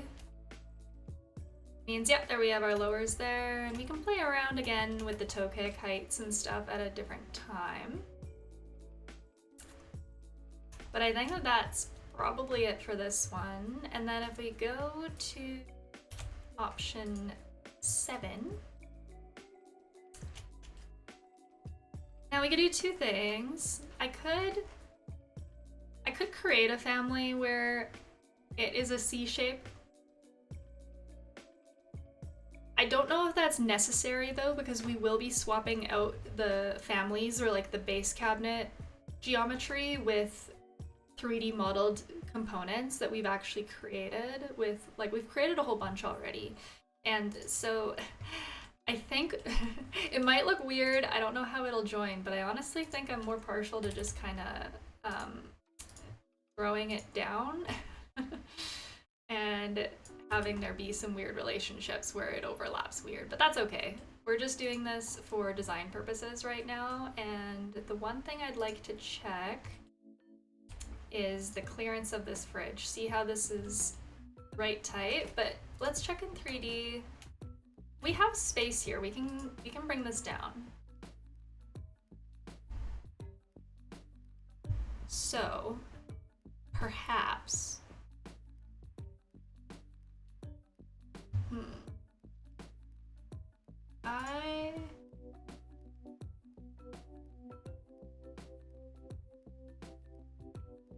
I realized I wanted to change to the art category and then I never did that. Okay. Yeah, perhaps we could bring this down as much as we need to get the clearance here that we require. So if I do this,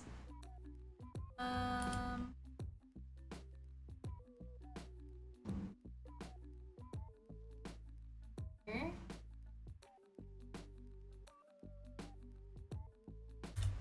So we need 2 inches here, and then we need 2 inches this way. Let's see.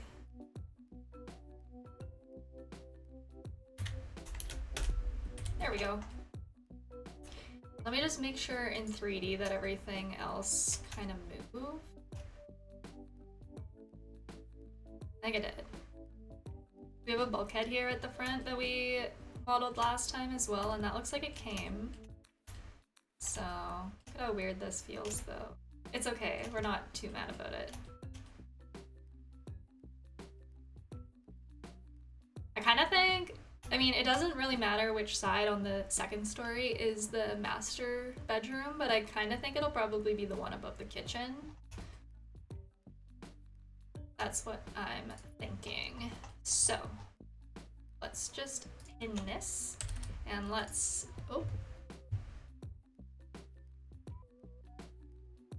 let's pin this and let's get this snapped here. So, it's similar. This guy.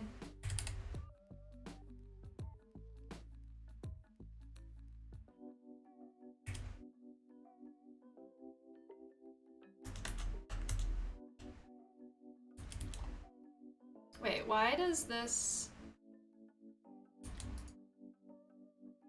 Is this even on all sides? This looks like it's recessed further back here. Hold on. What happened? Oh, this one is deeper. Should be 2 feet. And this one is 2 feet, and this one is... Okay, now we're good. It looked a little off. I thought it looked off. Okay.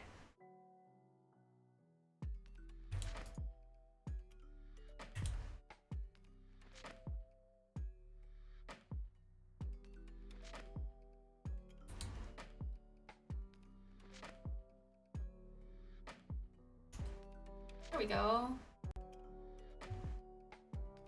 And is it weird? This should probably be flush here just to make it make sense, right? Like, we probably just want to do this. Just to make it a clean line, right? I think that makes the most sense. Then if we go to 3D... Okay. 3 sides of cupboards and stuff is dope.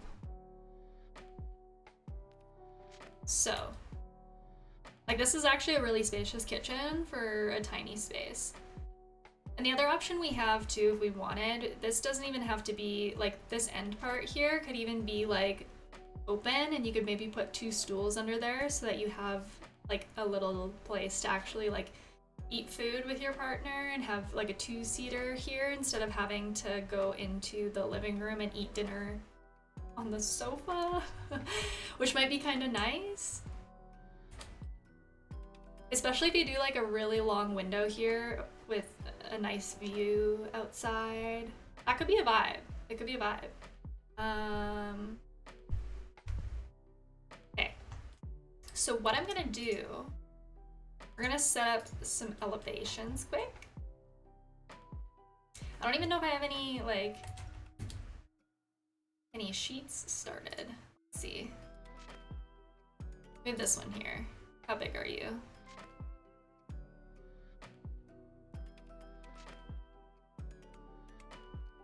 Okay, good enough, I guess. All right. Let's go and big this symbol is compared to the rest of our floor plan. I think we can probably go smaller even. Tiny houses are so tiny, so let's just like decrease the size of some things. There we go. This is a little bit more manageable. Yay, okay. Where to go though?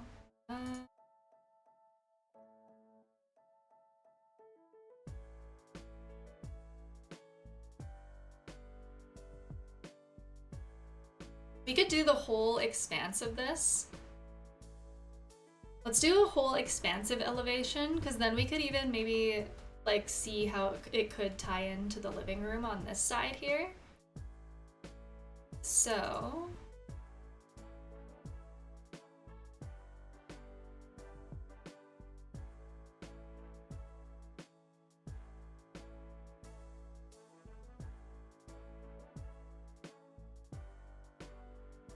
we'll just do this for now.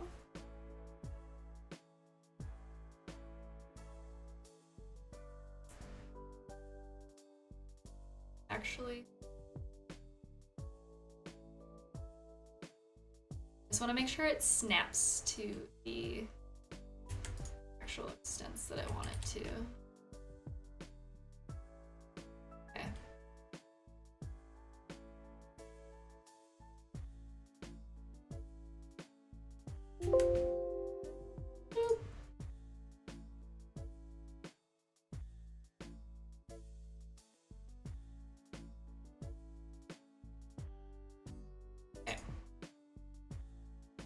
So we can get this ready to mark up. I want to maybe just hide some of this conflicting geometry though, because we didn't really model the steps or like the staircase super clean, and that is something that we'll probably have to take a minute to think about.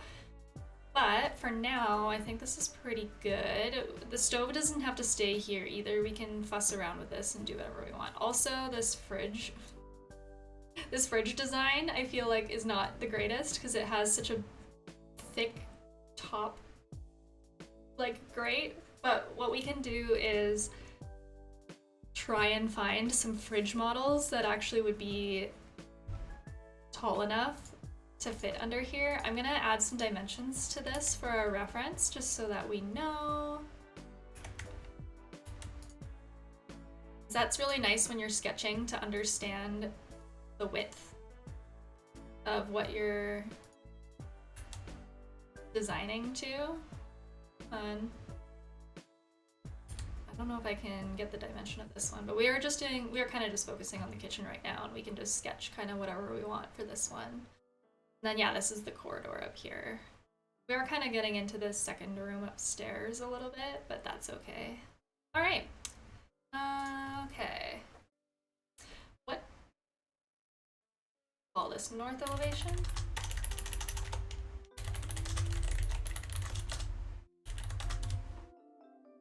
Option 6. So what I'll do here is I'm just going to make sure that the view option we see is locked. Hold on. Go. Okay.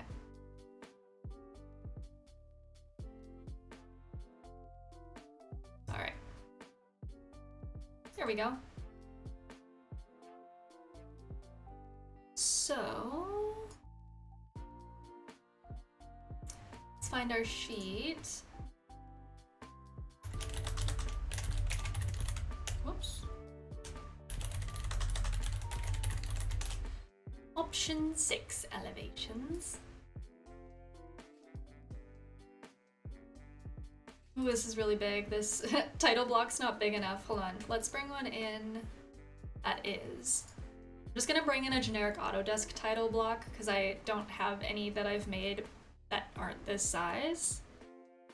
So we'll probably want our B, which is 24 by 36, 2 by 3 feet. Yeah, here. Look how much more space we have now. And yeah, it's just a generic Autodesk one, but that's okay. Maybe I'll make my own one time, but I don't think we'll do construction drawings for this project here, so.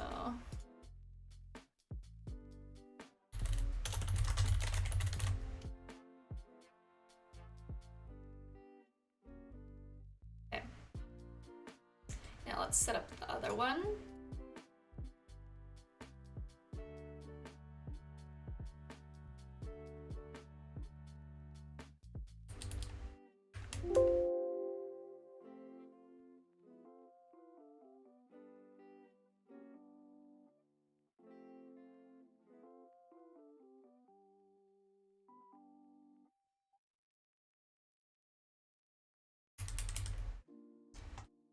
Right. I don't know if we'll put the double doors here either, or if we'll want to like center them on the staircase. But I feel like having it here is kind of nice, because then if you're laying on the sofa or like lounging here on this side, then you can look out the double doors. And we could even talk about, instead of making it a double door that swings open, we could do kind of like those accordion folding glass doors maybe, or something. Perhaps.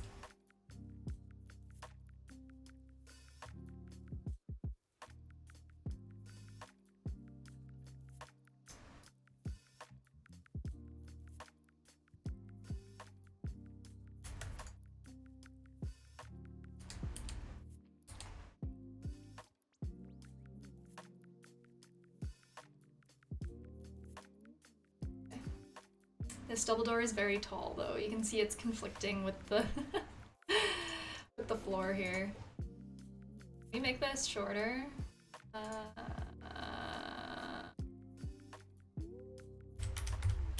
Might do 6.5 feet. Is that gonna be enough?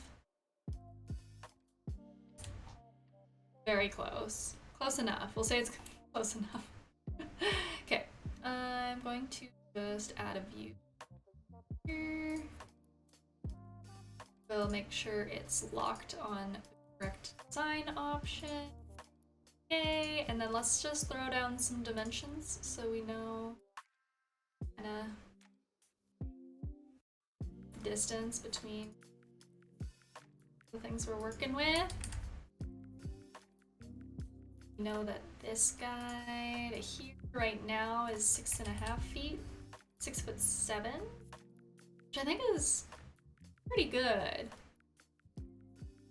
Not the greatest if you're 6'6", but we're not, so that's okay. All right, and then yeah, we could maybe do like a window above the cabinet. We could talk about doing, yeah, some kind of drawer or dishwasher, or I don't know. We'll fuss around. A dishwasher would be nice. I wonder if you could get a smaller dishwasher model that isn't the full-size ones, and maybe you could have like a, I don't know if they'd be skinnier or if they would be like shorter, but that might be nice. That might be nice. So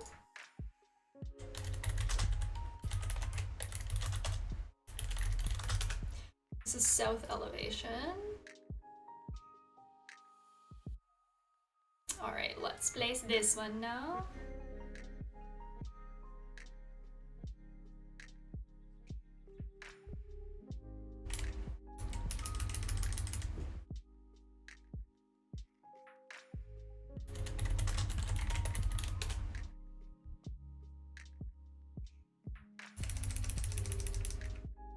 Can we place the floor plan?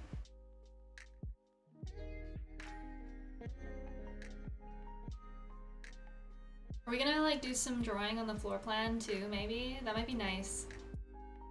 I think it'd be good. It'd be a good idea. I'm gonna add it.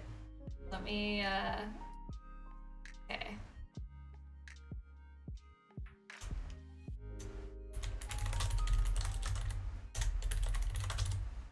Okay, so this, then that means I need to lock the design up as well, which will be here. Okay. Option 6. Alright. Let's have these exterior elevations, which will come in handy when we actually start designing the exterior and sketching what we want. But for now, let's go and place this one. Holy heck. We need a crop box. Crop view. Oh my gosh, it's large. Very large.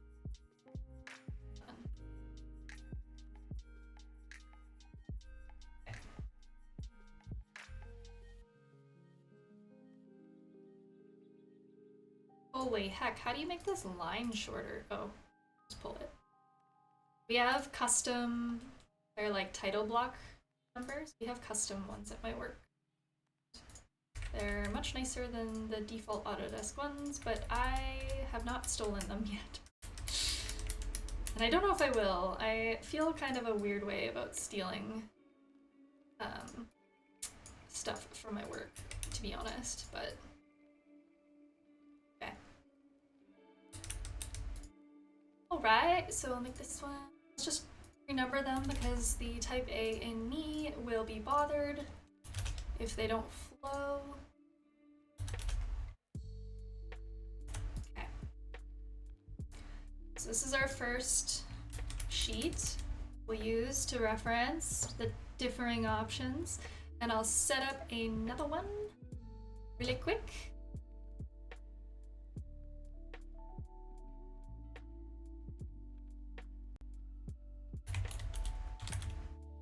Option 7.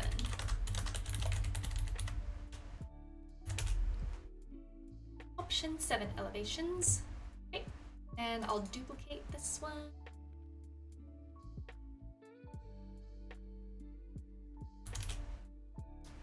Name it.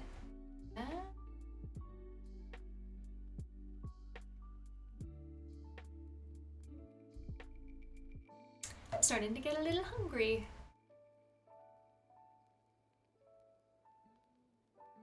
There we go. And we're gonna need 3 elevations for this one, just because we have 3 sides. Okay.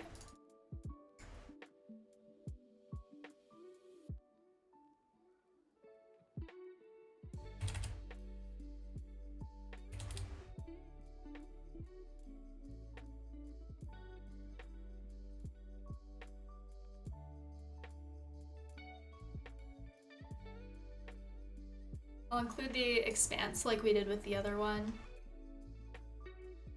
so that it's all there.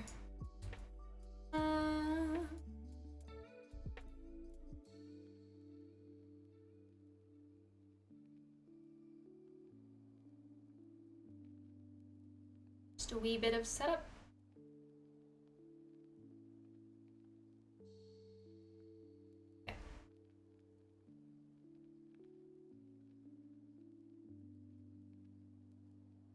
So, all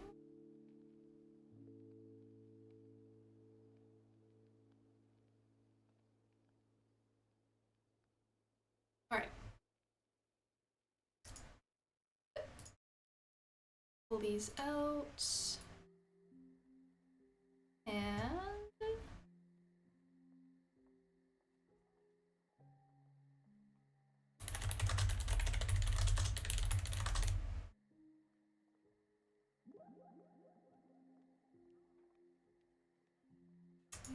this.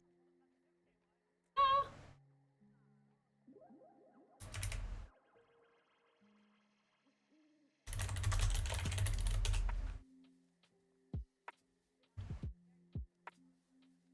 The music got cozy. All right. 1 down, 2 more to go. Just gonna maybe put this here. It's kind of out of the way. We'll do this one next. And it should just, I mean, if it's, no, I was gonna say it should just lock to the extents of the whole counter, but of course it did not. Okay. What? East. It'd be east. Okay.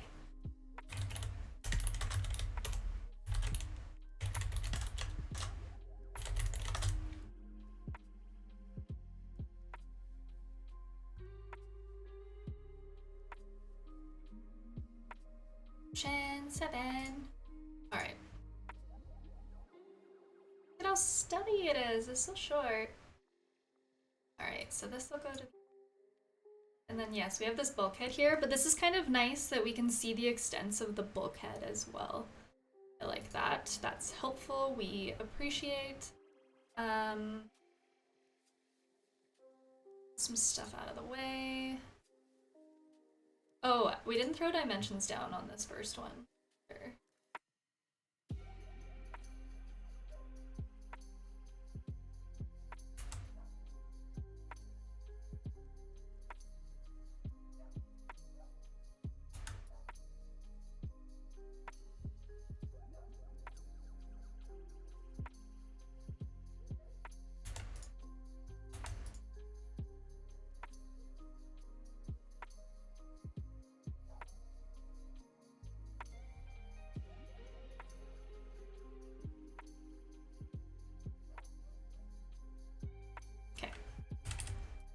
These out more. I think we'll have enough space on our sheet to do this, so. You know how stubby the fridge is, it's so small. It's small and stubby. It is, it is. Okay. Let's, this other one. Sheet. It's way shorter, right? It's way shorter because the ceiling is way shorter. And let's add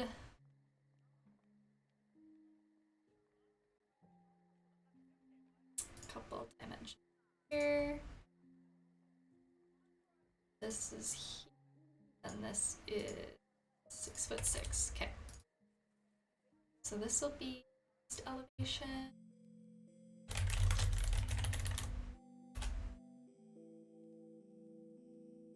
Down.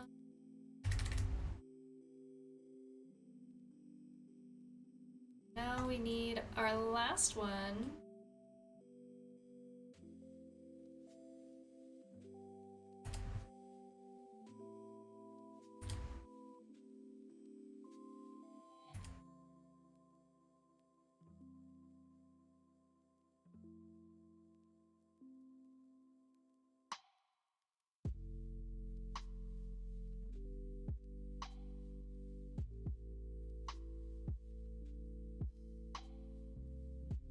Alright, go to view. Just to make sure it's the correct design option. Right.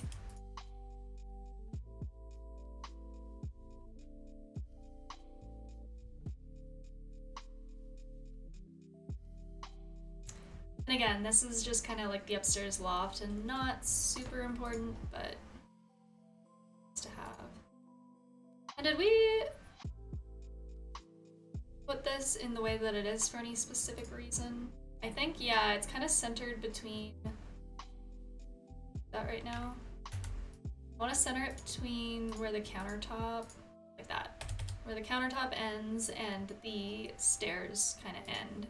Like it, and then it's like centered on the sectional too. And that'll update automatically here, brought it a little closer to the door, which is okay.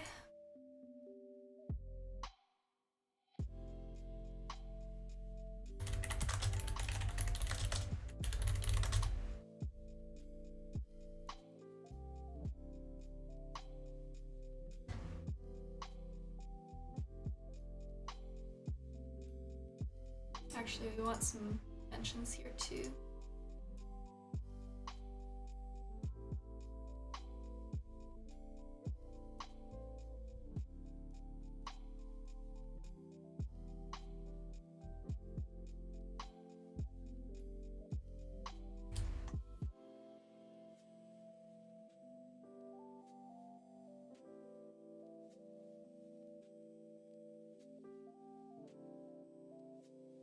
Okay.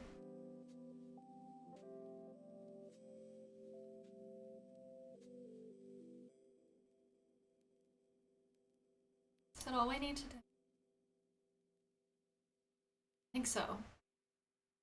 So, let's place this one. Does it fit? Yes, nice. Easy.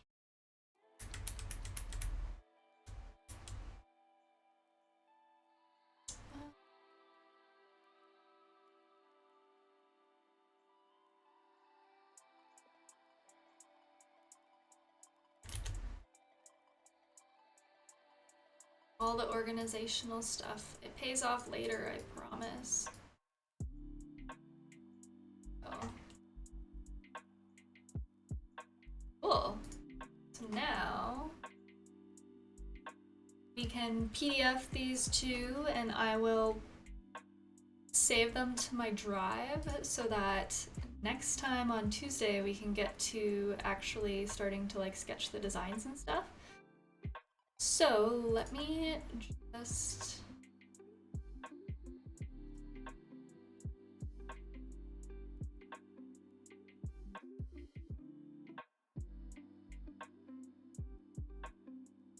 select.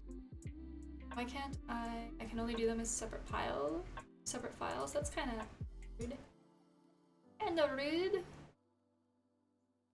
Shoot, I forget. Is it A4?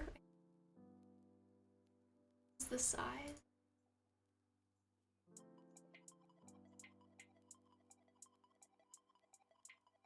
Okay. Cross your fingers that this. Oh wait, hold on. I used the wrong printer. That's why.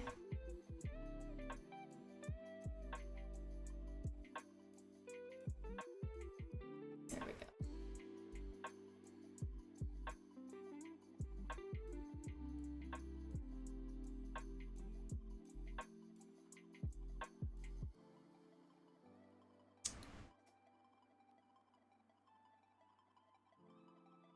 I guess it'd be here, huh?